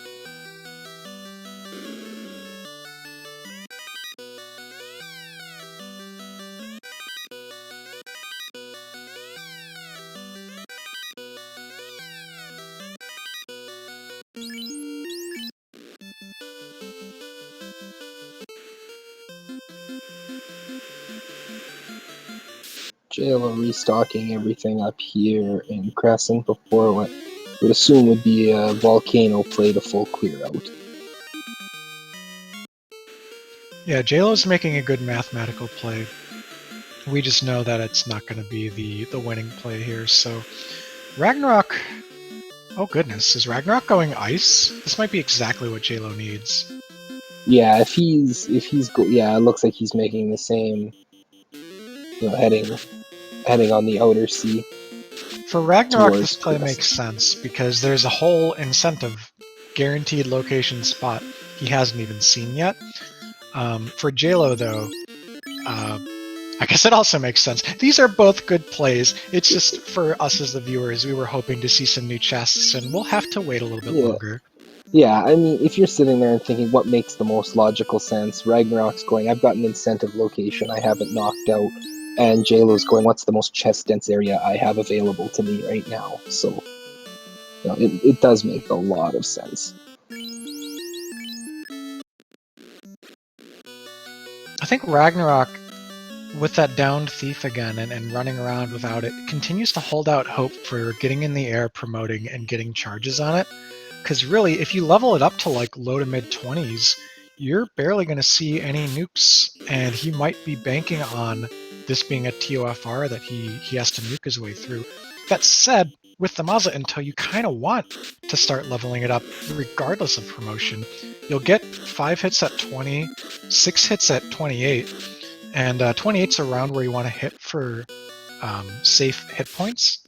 So one problem this party's going to have in the endgame is that you need to hit 401 HP to be safe from a maximum roll of nuke, and 3 nukes are in the endgame fiend pool. So compared to fighters and black belts, thieves are a little bit weaker as melee carries because they don't hit that HP threshold quite as much or quite as quickly. So I don't know. There's a different approach to this party, which looks like kill off a red major to get one red mage and the thief up over 400 HP, get all those extra hits, and you have both the nukes and the melee carry as a way to win. I understood a lot of what he was doing when he didn't have Massa, because he's thinking, I'm gonna need magic, I'm gonna need tail, I need to promote to use that katana. But I think as soon as he picked up Massa, that, even if it remains a thief, would become a very viable melee character to use.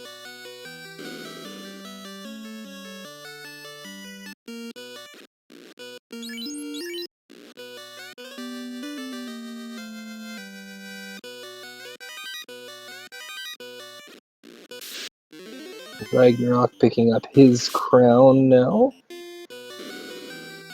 He's going to finish out the bottom part here.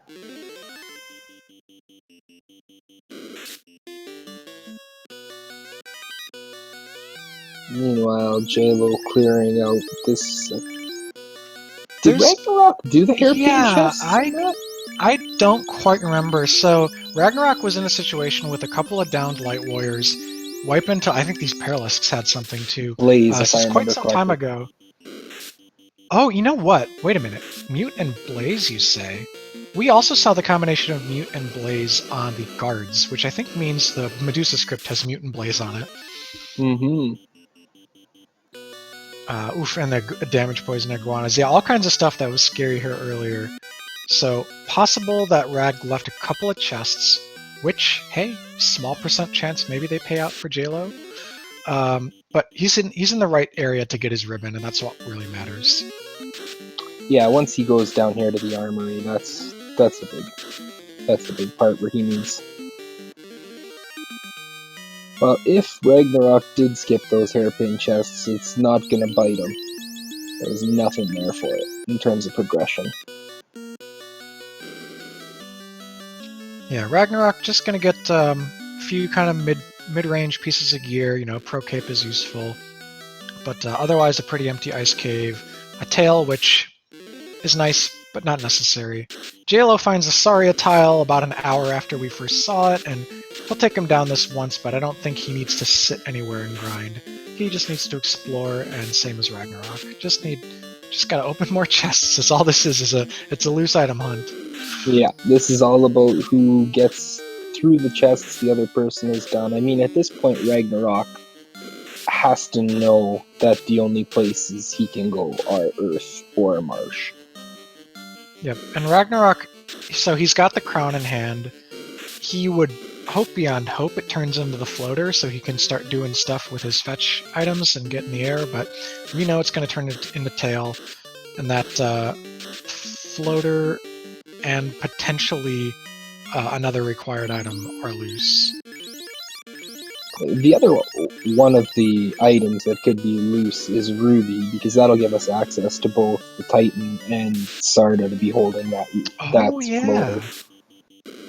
So that would be actually kind of hilarious. If we get Ruby and it turns into two items and neither of them ended up being floater and it Oh was still god, loose somewhere else. that would be absolutely rude, but great to watch.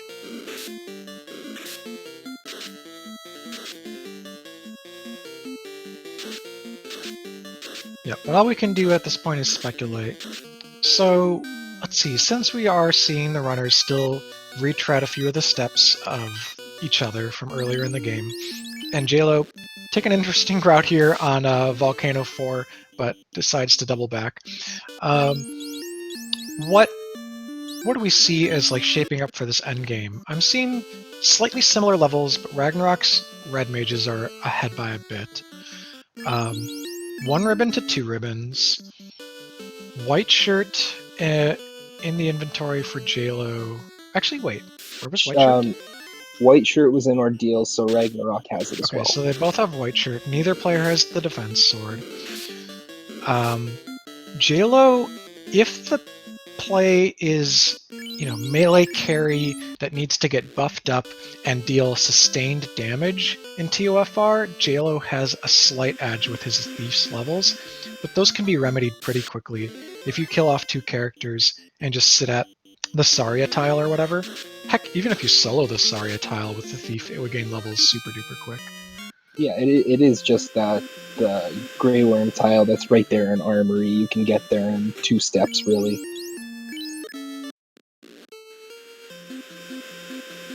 Alright, Ragnarok's headed back. He's cleared Ice Cave. He's going to, by this direction, I think gonna hit up the river right here and head down to Marsh, because those are his 2 last plays. Oh, and he's got maybe some key locks he didn't open? Yeah, he might still need to He's clear gonna out 1 check or out the 2. crown as well, because he hasn't. Oh, yeah, He just got that, so he's gonna go. He's gonna go talk to the kindly old king, and he's gonna be rewarded with a rat's tail and realize that is not what I was hoping for. Yeah, now with this proximity, though, and with what we know he's done, Ragnarok's definitely positioned to go to Marsh here. I would think it's the most likely thing that he does here, given what he's already done and what he knows.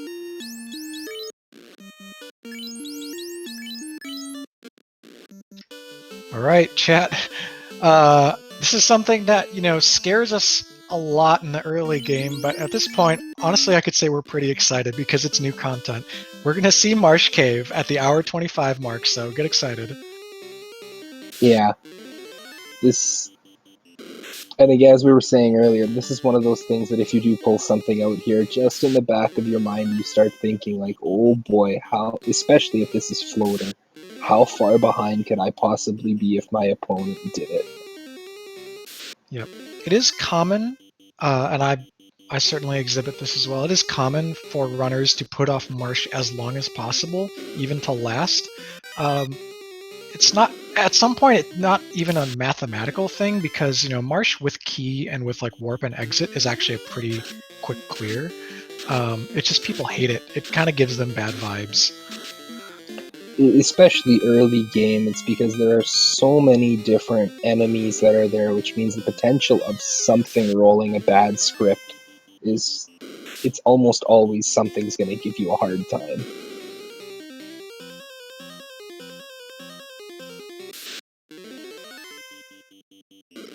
Yep.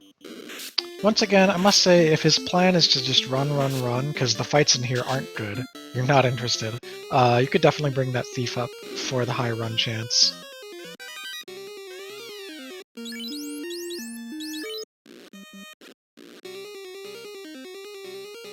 He's not even saving in between this. He's just like, no, I'm going. Yeah, because he didn't get anything in the top that was worth keeping. He And didn't also, even save before he came in. Like yeah, he the last saved time like he saved was like out 15 steps Northwest away. Castle. It Yeah. was about halfway down, I think.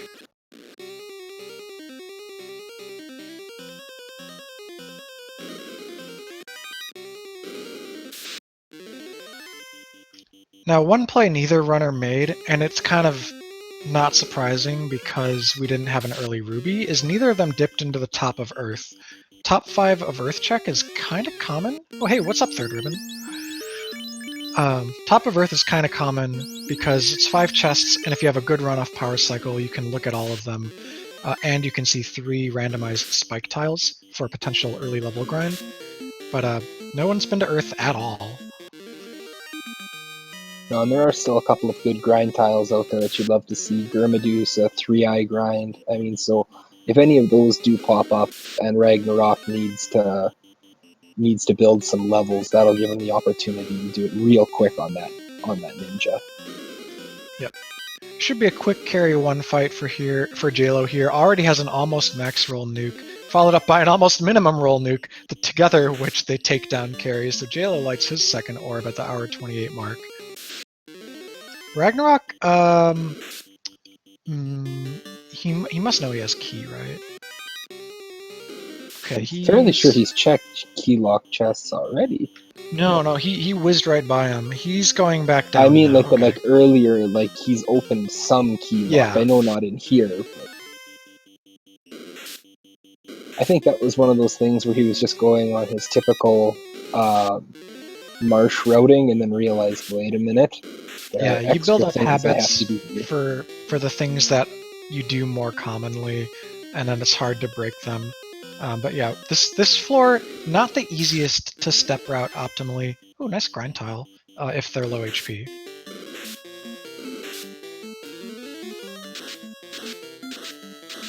Alright, we had 346 not take one down, so the waters have rolled above their vanilla HP. Maybe somewhere in the neighborhood of the 400 to 500 range, because they did go down to 2 nukes. Naga, on the other hand, is fairly beefy. Oh gosh. We're starting, and chat's pointing this out, we're starting to see the possibility of double dipping Earth being required. Earth could have our floater, then we gotta get in the air, go turn in some fetch quests. Oh, hey, defense. So it's Earth. Then come back to or it's Earth, those, like, or it's sea. Yep. If you want it to be sea, if you want a long run, we're just going to be kind of sitting here chilling all night, chat, you want it in sea. If you want a slightly less long run, you want it in Earth. Hey, also, Rag passing up that shop earlier, and Jaylow passing it up, Fade was cheap, and it was level 5. We could have had backups to our nukes, which you get charges for at level 15 on the Red Mages. They'll be tossing it out now for sure, but yet again, with, I believe, yeah, he's maxed out on level 1, so he's got 27. Yep. He's got 27 nukes at his disposal. Yeah, could be a case where, like, we go through TFR, there's a bunch of unrunnable mobs, nuke, and you get past Kraken and you're like, I'm basically out of nukes. Then the Fade can help you get over the finish line. That's where you're going to want those, that melee fighter to help take care of any of the single or lower mobs so that you're not burning as many for a few, if there's only 1 or 2 as opposed to big packs. Something we missed on the overworld earlier, asps have damage poison. They normally hit you and poison you in vanilla. That's a much more dangerous form of poison. Yeah, they've upped their game a little bit. Alright, so Jaylow making the Rodless Earth play before C. We know this is where he needs to be. In his case, he's saving himself a ton of time. Well, we think. We're pretty sure, but we're not certain. More than statistically likely, but we can't guarantee it at this point. Yeah, and as I was just mentioning about asps, and chat is also pointing out, asps are in the top 2 floors of the Earth Cave, so, could be a big surprise mob full of 7 damage poison casting asps.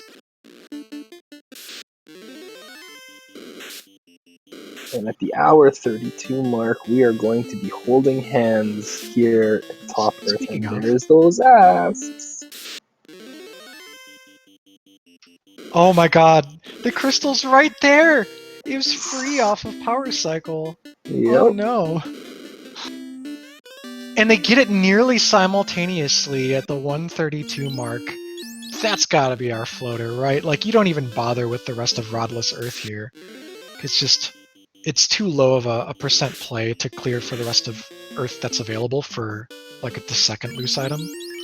At this point, it's gotta be floater, or it's rod. In which case, it's that floater is somewhere Well, I mean, it second doesn't have half. to be Rod, right? It could be one of the other pieces of gear we haven't found, and then Rod is still behind the also loose floater. Yeah. And of course, they both make what I think is the correct play and just saying, we've got to figure out what this is. And just beelining it to Matoya.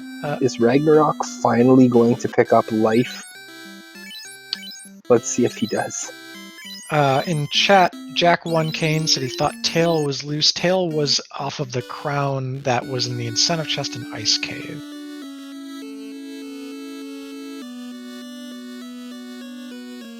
Jaylow getting mobbed by the Encounter 8 Imp Grimp fight on the way to Matoya to turn in his crystal. Please be something good. It's Ruby. That's pretty good. Okay, there's two locations. Now one of those has to be floater, right?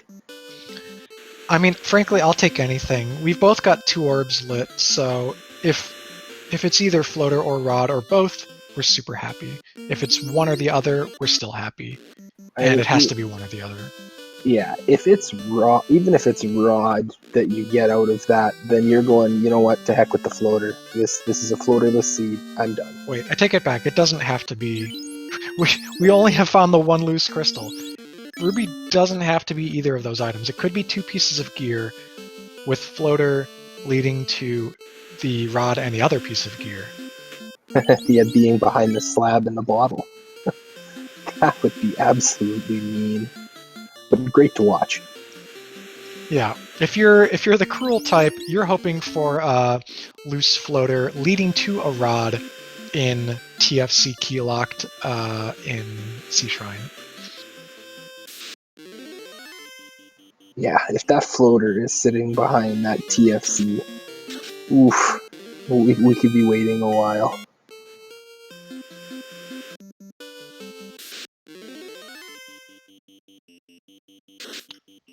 Both runners maybe not saving quite often enough. Ragnarok a little bit more often. There are a lot of these unrunnables on the overworld you really want to make your way past.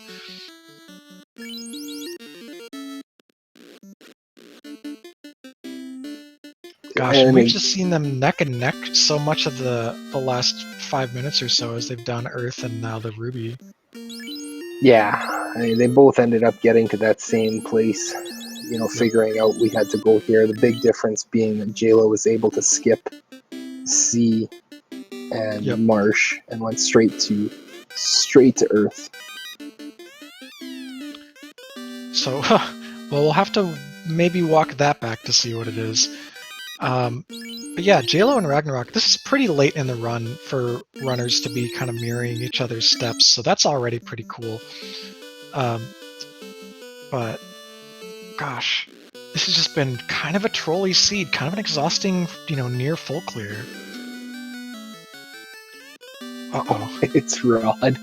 Yeah, that's go mode. Both runners hit go mode at the hour 36 mark, and no doubt they're just going to walk right past Earth here and go in and clear it. Like, you don't even have to check any of the chests. No. At this point, this is, if you feel comfortable, if you feel that you can win this, you're going. Yeah, similar gear, similar levels. Both of them are in a position where I think they can win, depending on how TOFR rolls. Do they both take it though? Not everyone is comfortable with floaterless go mode. Some people are like, I need my floater, need to turn in this adamant, hope it's floater, need to promote. Like there are certain regimented or regiments regime. What's the term for when you do stuff? Routines? Whatever. There's certain routines people have where they like, I need X, Y, and Z to win Final Fantasy Randomizer, and I don't feel comfortable without it. So if Jaylow, for example, is like, hey, I still want to turn in this adamant, get in the air, promote, and do whatever, that's, that's what he needs to feel safe. It would make sense. But for now, they both have an opportunity to foot race each other to the next two orbs and into Temple of Fiends Revisited. The big thing also being that, well, Ragnarok did clear out, he cleared out all of C, which got him that third ribbon, and he also cleared out Marsh, which gave him the defense sword, which could be huge. Yeah, with 2 ribbons and a white shirt, you're already in a pretty good position, but with 3 ribbons in defense, you're in a great position for anything involving insta-kill spells or like physical attacks from the bosses. What will ruin both of these parties without more levels will be those non-elemental AoEs. Nuke, Nuclear, Swirl, and Tornado. Yeah, the only cure to that is just a whole lot of hit points with a whole lot of levels.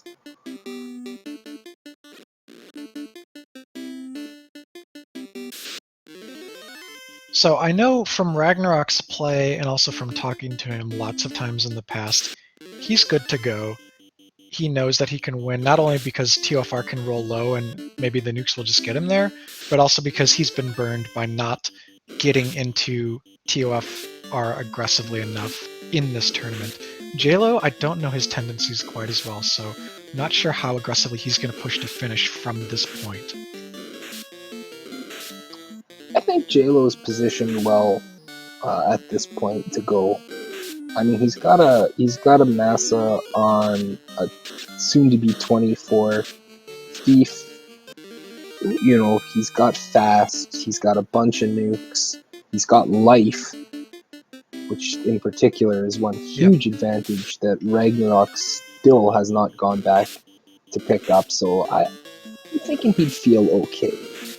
Yeah, this party, frankly, I'm jealous of how good the red magic was. I like to take a lot of red mages when I play this game, so I would have been super thrilled to see Nuke Life Fast come in the first 3 levels.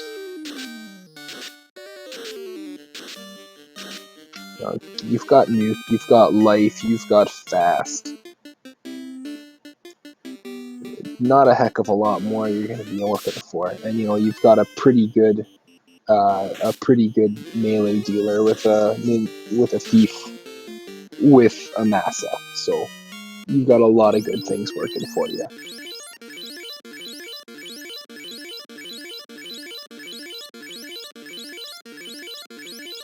There was some sort of thing blocking the way it died quickly. Yep, and we just pounded that plate into shards with our rod and Jaylow? Okay. Jaylow nearly went up towards the top bank of chests, but maybe just again, sort of a habit thing, like used to full clearing, has to switch up his routing for go mode. Ragnarok taking the top route, a little bit longer. There are 3 sort of ways you can weave through this floor. They involve slightly more or fewer steps, depending. Jaylow taking the all mid route, so this is the fastest way.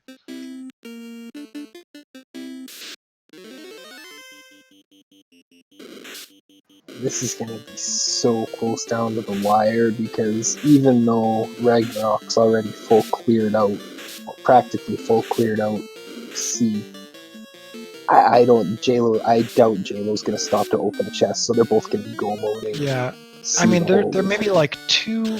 There's that tall room in C, in left side C, where you probably get the 2 on the way, and then sometimes people will pick up 1 to 3 chests in Sharknado, but that would be it, I'd think. So from here, this foot race, if they follow the same path and go orb, TOFR, it's going to come down to a little bit of execution and a little bit of luck. Ragnarok's slightly better in terms of some of the basic execution, like menuing and overworld saving, overworld movement, but there's not a ton separating the two of them. What do you know? Jaylow actually beat Ragnarok to Lich and got him down with a big Fire 3.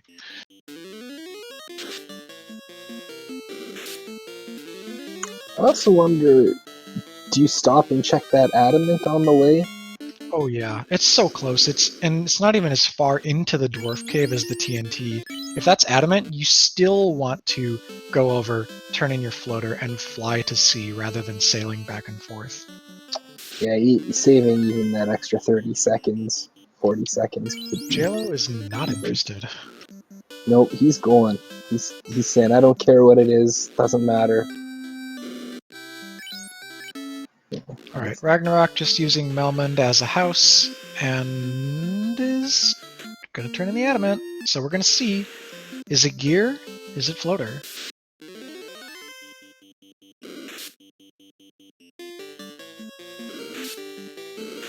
So this is like a divergent path, because if Ragnarok gets in the air, not only will you probably see him tempted to... Oh, wow.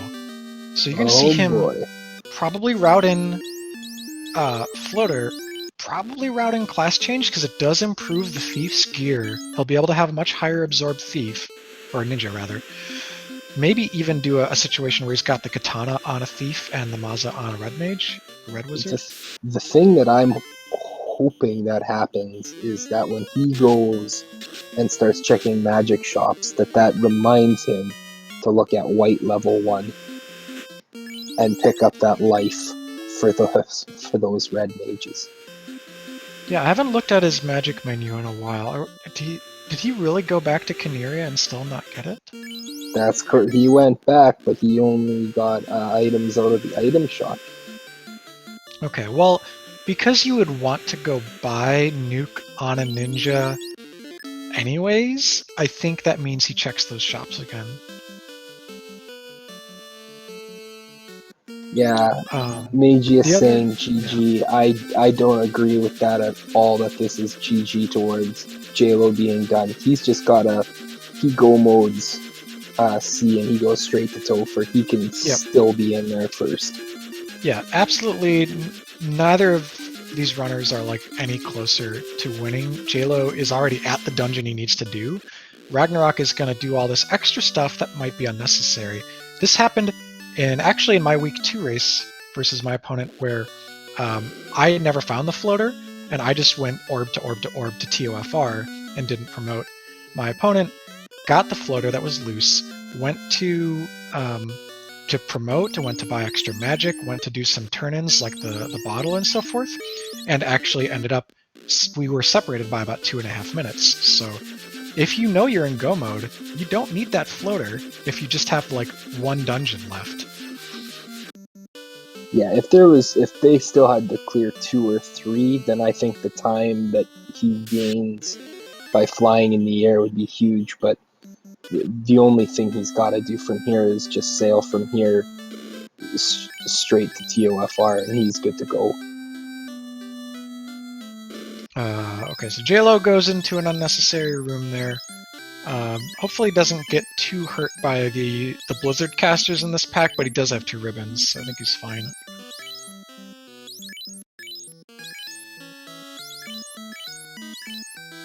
Oh, that ninja has now standing on Ragnarok's side, so I wonder if this is gonna be something that's happening the rest of the time now. Okay, he is going for the katana.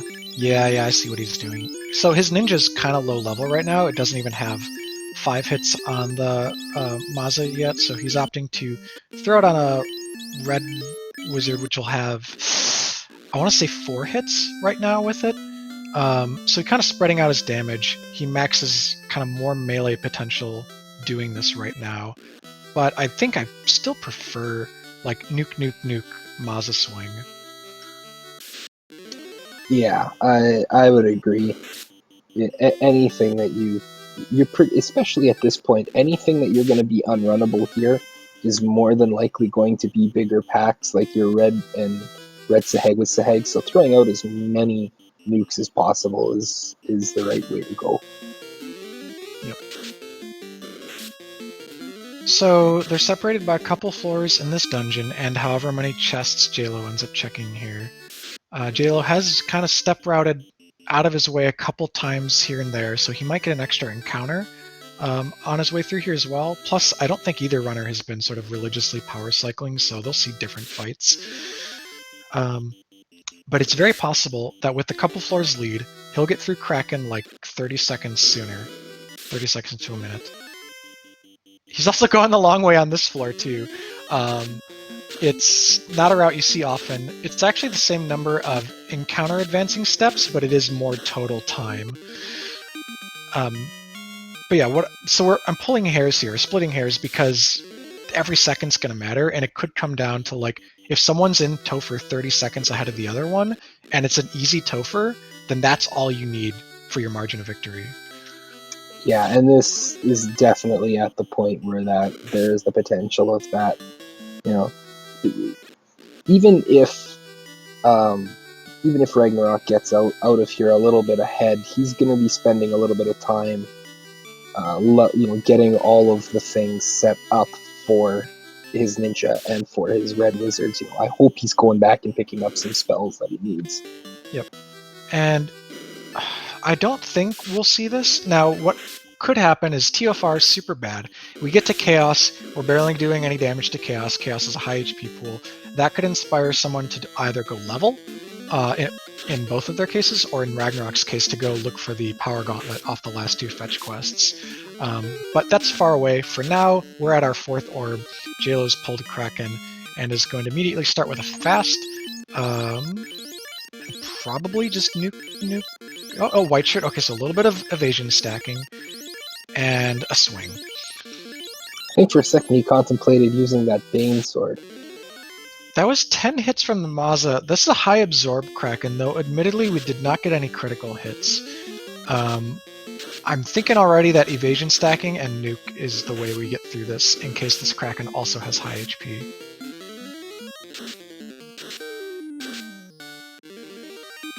We've dealt about 500 damage so far. Oh, there we go. That was a nice hit. 10 hits, 308 from the Maza. Alright, so we've sunk in more than vanilla HP at this point to this Kraken. I don't think it's much longer for this world. Yeah, we had to do about 1300, and we got through it. Thankfully, this party does a lot of damage, so that only took us about 3 rounds. So Jaylow lit his 4th orb at the hour 49 mark. He's got to hoof it to Topher. Ragnarok taking a similar approach here, using his white shirt. Doesn't want to get punched out. Actually, a little bit more defensive. He's rusing in his top slot. Backline Red Wizard gets hit there, but not for lethal damage, and looks like nobody's going to be getting one shot here, so we're going to go all offense, I think.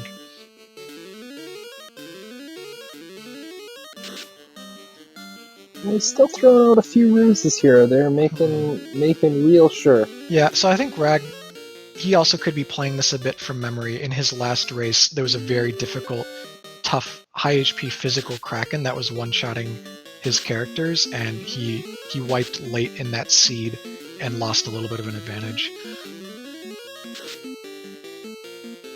Jaylow is close, man. Jaylow is almost home. He's not stopping the truck for anything. Nah, this is get in and go at this point. But the only thing he would need is I didn't get a chance to see what his heal pot number was. Oh yeah, that's important. About the only thing. With just life and cure 2, I think, as our sort of white restorative magic. Jaylow, what's he doing here? Oh, he's doing adamant. He's going to turn in the adamant. You know what? Off chance that this is Power Gauntlet, this is actually a pretty good check. But please don't go and turn and cash that floater. No, don't. No, don't. It's not worth it. I think his hope was that this was going to be Power Bonk, if anything, because that would give him a good opportunity. And he's going right in. Ragnarok's stealing back. Okay, so Ragnarok is actually, because Jaylow did that adamant check, Ragnarok's been able to make up ground, and now Rag is closer to TOFR. He's got to go buy some supplies. Please, my god, check the magic shops. Yeah. Oh, big raids! Like to welcome Speed Gaming 6 with a raid of 156 people. You guys, we are here watching the end of this Week 4 2020 spring tournament race between Ragnarok and Jaylow. This has been a pretty good race, one that had some really interesting twists. The big thing being running a whole bunch of places and finding out that the crystal which led to our final go mode item and our floater was sitting in Earth, which ended up being pretty much the last place we checked. And right here at the hour 52 mark, both runners entering into Temple of Fiends Revisited within 30 seconds of each other. So you guys have come at a great time to see it end to a fantastic race. Yep, so Jaylow was ahead by 1 minute at Kraken 1 kill, but Ragnarok entered TUFR, like lit the orb at, or sorry, oh, he just, what's he doing? Ragnarok Is he remembering life? Oh, okay. This is so, wow. No, where, I don't know what he's doing. No, I'm confused now. Oh, Life 2. Life 2 was promotion Red Wizard learnable in this shop. That's actually possibly relevant, unless he doesn't need it, in which case he has just handed back the lead to Jaylow, who just entered at the 152.55 mark. Life 2 saves you a ton of heal potions, and so that's both menuing time and total resources, if that's how you're picking up your characters between fights. But just the moment that he got it at really kind of makes me nervous, because he's ceded about a minute and a half of time or more to Jaylow here. If this turns out to be an absolute paper topher, Ragnarok's going to be having PTSD of his last round match and this one coming back to bite him twice in a row. Yeah, like when you can get in and go, sometimes you just need to do that. We've had multiple races in this tournament decided by less than a minute, which for games that can run as long as this, that's quite remarkable. But here we see Jaylow already doing what we're going to have to do a lot of in this TFR, which is use heal potions. And if the mobs going in hit for a lot, surprise us, and so forth, that can drain our resources. And Ragnarok would ultimately be better positioned to make up time using Life 2.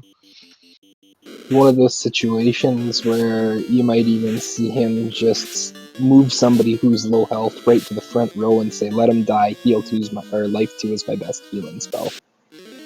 Ragnarok, oh my goodness, he's getting so many of these bad men fights. Thankfully, first action run on the second one, but that first one was dunking him for a bunch of HP. Seafood on the spike tile there, that's normally the Phantom, nothing to worry about. So Jaylow's only a half a floor ahead. It's really going to depend on their encounter tables. I think Ragnarok, I don't know. They've both played so inconsistently with power cycling that I can't say if either one of them is in here off a power cycle. I'm fairly sure that Ragnarok did, because he walked in and then remembered he had to drop his house, and then I believe he did. Okay. But so they both have a Chimera encounter. I think they're both on the same encounters as I think they might be. Yeah. So okay, Jaylow, one step past that stairwell, got a Chimera encounter, unrunnable. Ragnarok, where did he get it? Oh wow, they might have both power cycled. I think both got that in the same spot. Okay.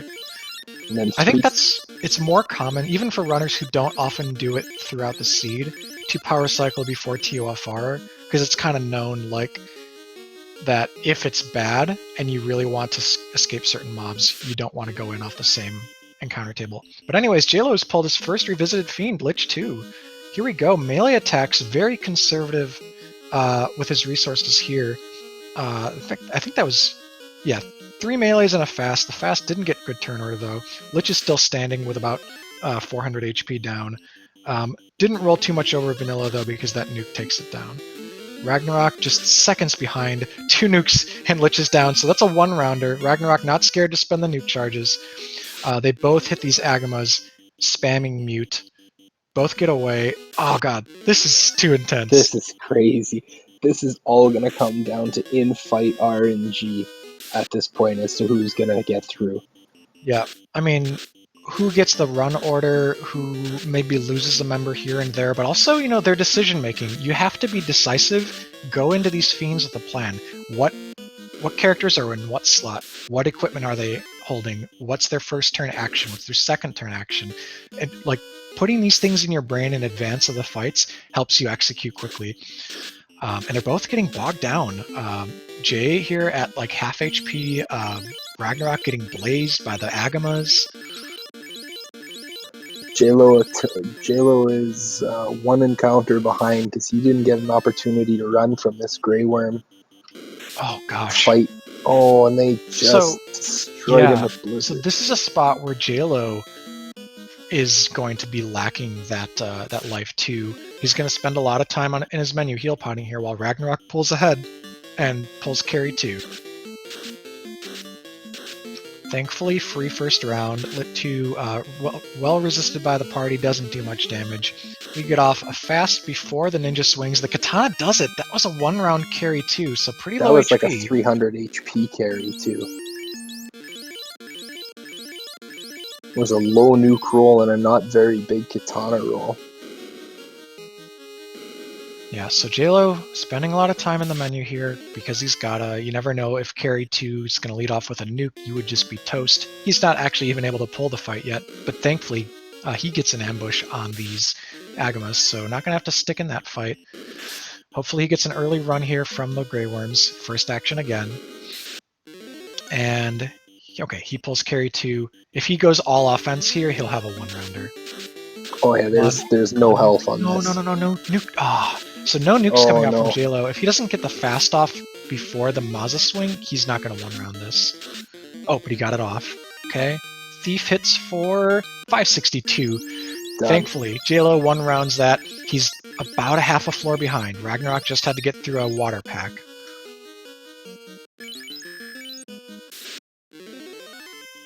Ragnarok pulling Kraken 2, often the first gatekeeper in an FFR seed, opens with Crack. So the more ribbons you have, the better your defense against that opening round is going to be. Ragnarok has 3, Jaylow has 2. Crack, Earth-type Elemental, instant kill. Ragnarok just going full nuke strats. He got a 382 off of one of them, so already in pretty good shape. Kraken 2 has Swirl as the second skill, so high chance to skill. Kraken 2 has 900 HP in vanilla. Ragnarok's getting close to that threshold, so how high did it roll? Oof. Okay, physical attack takes down one of his red mages. He's down to 2 light warriors. Nuke's coming out doing a... Ooh, nice. So after about 1100 to 1200 HP, that Kraken went down. He manages to get through the fight, has life 2 casts to quickly recover his light warriors. Jaylow still puts a scare in everyone's heart by clicking on exit for some reason. Yeah, the exit boss and warp boss have both struck previous runners in this tournament. Oh boy, Ragnarok now pulling ahead by a full fiend. Granted, the floor he was just on is a short one, but they both have to get through the same number of fights, and Jaylow 1 behind. He's going to lead off with a lot of nukes and a lot of fighting. Ooh, Kraken goes for his spell list. Quad X goes wide. Jaylow only gets 100 off his first nuke. Ragnarok's leading off with defensive strats here against Tia 2 with a white shirt to protect his bodies a little bit. Only gets cracked for 240 on that top red wizard, so in decent shape so far. Gonna just keep spamming nuke. White shirt on the ninja doesn't even want that physical DPS. Kraken going heavy spell on Jaylow here. Rub doesn't do anything. That's going to really help him get through this fight without consuming too many of his resources. Just go full offense here. Nuke, nuke, nuke. That's the way out. Black shirt, though. He's really protecting fast. Black shirt Bane. Jaylow's being so protective of his nukes, but regardless, he does get through Kraken while Ragnarok gets nuked by the fasted Tiamat. So Tiamat also, rolls 4 hits in vanilla, can roll up in the randomizer, and is fasted for double hits, so any one of these characters could get punched right now. Tiamat still not down after 7 hits, 203 from the katana. Misses, thankfully, on one of his physical attacks, so we might be safe from physicals with our current level of evasion. Maza swing from the bottom, red mage does it. 7 hits, 361. Oh my goodness. Will Jaylow see the nuke from Tiamat? Yep, there it is. Oh boy, here we go. It high rolls. So they each lost exactly 1 member to the nuke. It was their top character in both cases. Jaylow's fighting back though. He's got nukes of his own in the tank. Nuke, nuke, punch. We just need some turn order here. This Fire 3 should... Oh, but he doesn't have a ribbon on his thief. Oh, but it's okay. He gets through with 2 He's gonna nuke characters. us out. There we go. This is going to come down to spell and skill order on Chaos. Who rolls high, who rolls low, decision making, and Ragnarok's, I want to say 30-second or so lead, just because of what his HP totals are at. Yeah, Jaylow's gonna have to spend a minute here healing up. Ragnarok getting final preparations, throwing that defense sword onto his ninja to get the defense up, and here we go. Yeah, he's doing the most important actions first. You want to get your evasion stacks up to protect from physical attacks and get a fast out on that ninja, because if all the red mages die, nobody would be left to cast fast. Good turn order on the first round. Chaos punches for just 121 hits, so yeah, we're probably not going to be worried about the physical attacks here. Ragnarok just going to be certain, though, because Chaos could always crit you. We're doing decent damage. 4 hits and 200-ish damage from the katana. That was after fast. That means we're missing about half our hits through Chaos's current evasion. Nuke is going to help. Chaos has 2,000 HP in vanilla, could roll up, could roll down. We might be looking at over 4,000 or in the low 1,000s.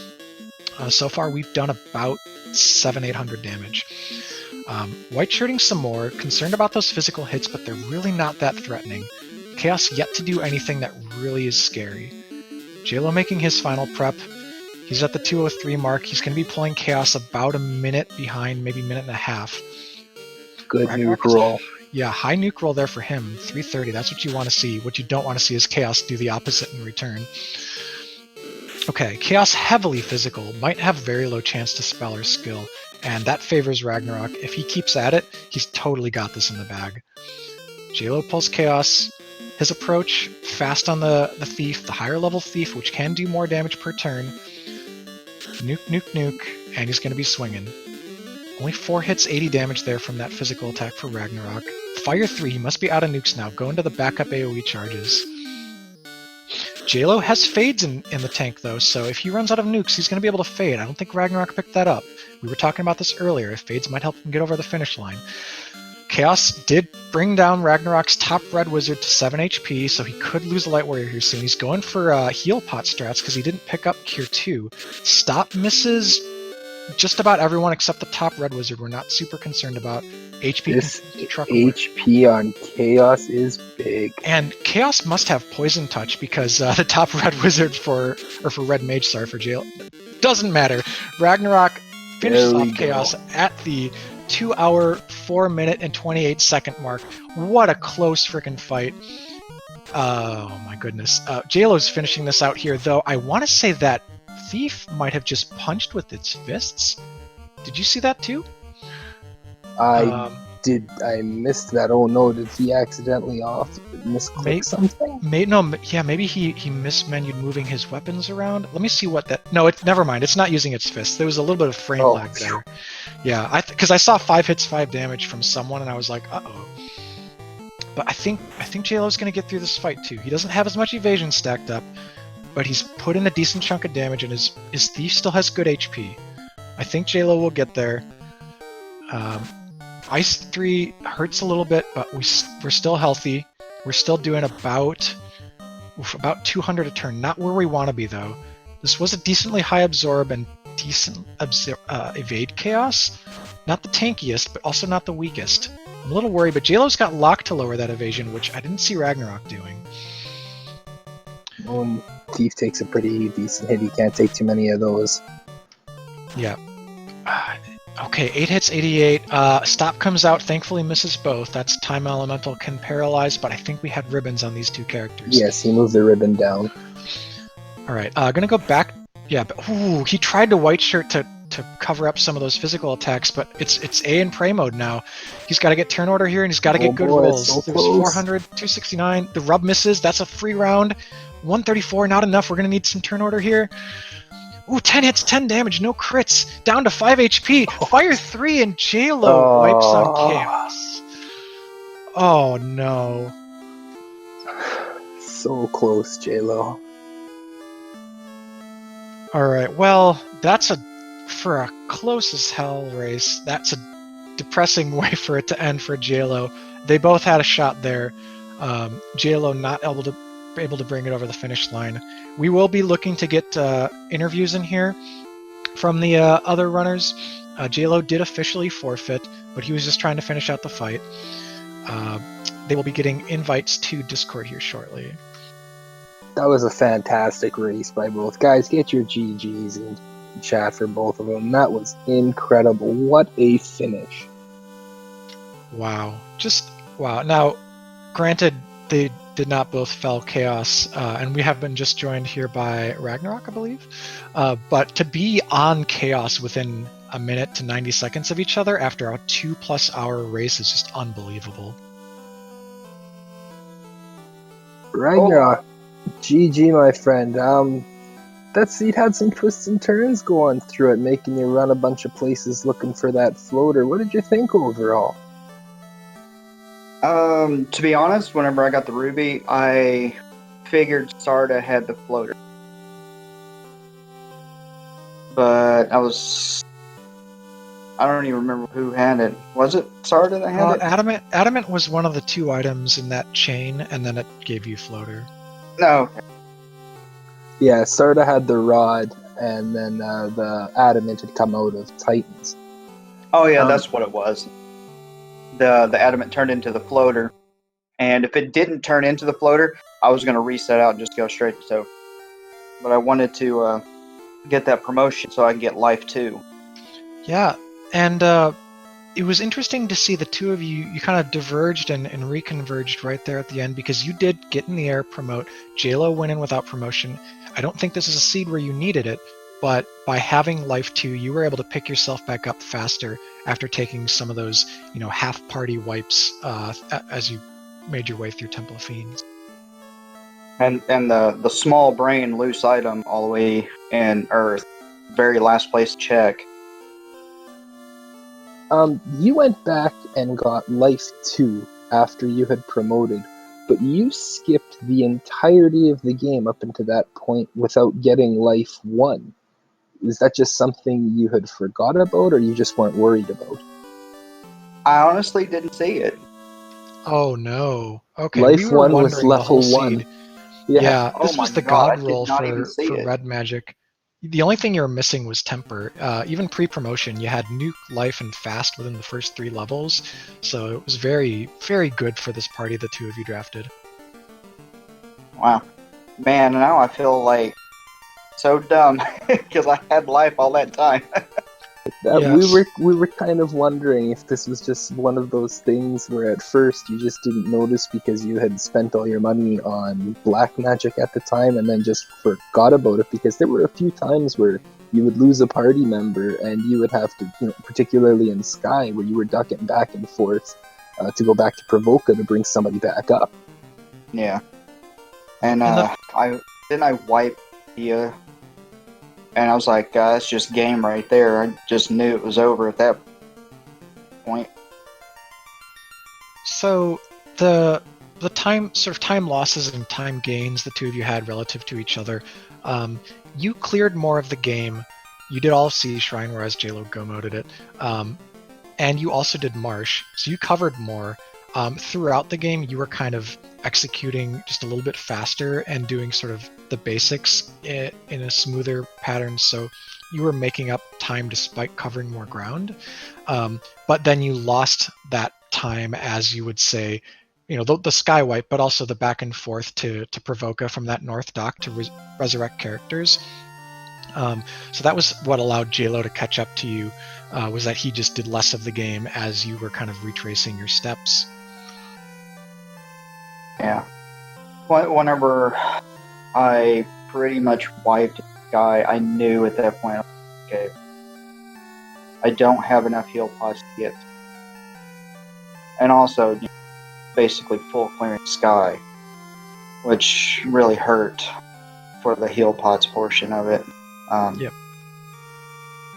Once I picked up, was it Mass Mune? Yeah, that was in Mirage 2. I went ahead, and when I lost a party there, that's when I noped out. And I didn't think about the heal pots when I provoked first time. Also, the gold and pro rings were there too, and I forgot all about them. Yeah, each of you kind of were late in the seed before you really geared up from the shops. You ran your 3 mages for a good chunk of that race while keeping that thief damned. Was that just to try and save it for potential spell charges, or were you thinking, I need to have the tail on that to make him valuable? Pretty much. I knew I needed the tail to make him valuable, but I also did want to somewhat prepare to get him towards 15 before he got damned again when I went back to Sky, because experience. And the biggest reason that I had the red mages up 90% dead was to try to get my HP around or above 400 as quickly as possible, so I would survive. And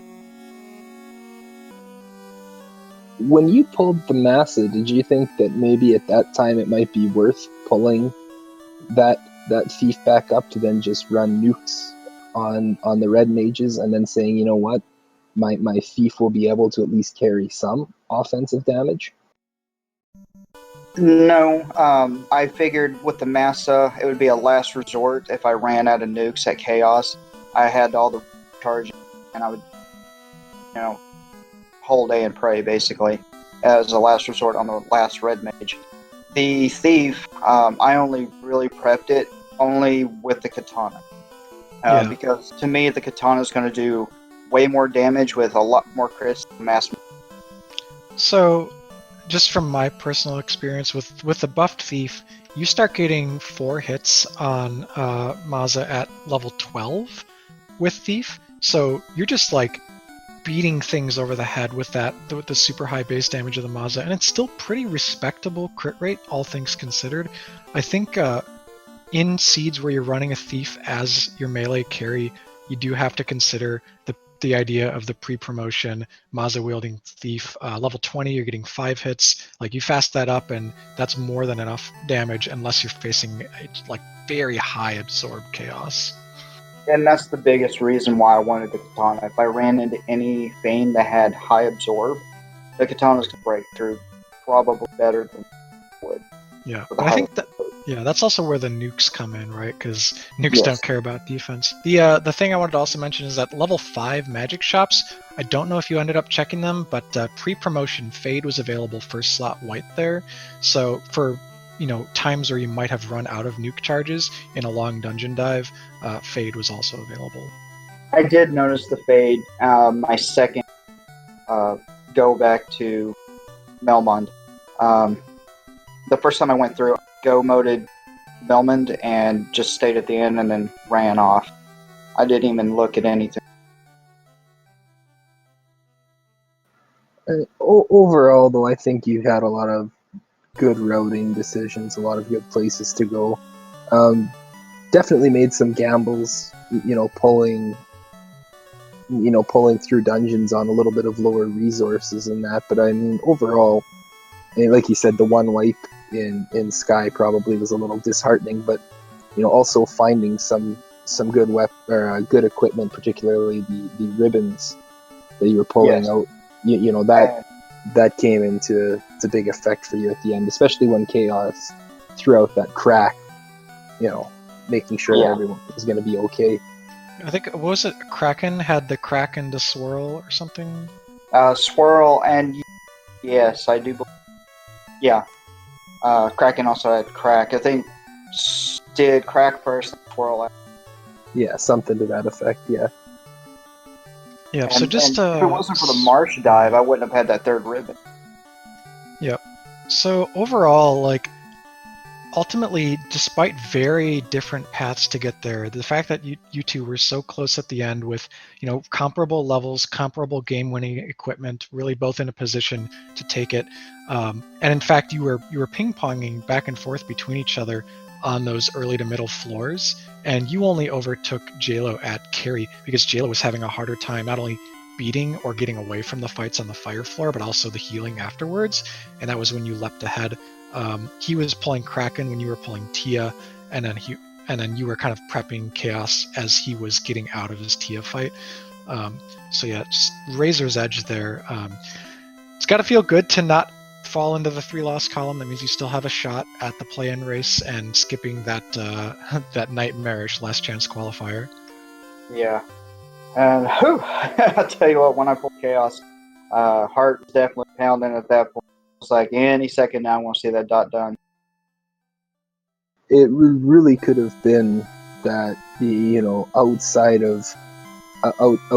of his having to stop to heal from some of the unfortunate turn order that he was getting to deal with, it really could have been anyone's race with how close it was, because you entered Topher the first time probably 15-20 seconds ahead of him, but then you noped out right away because you're like, oh man, I better get life too. And that decision, while it cost you 60 seconds at the start, really made back a lot of time not having to spend any time healing people up.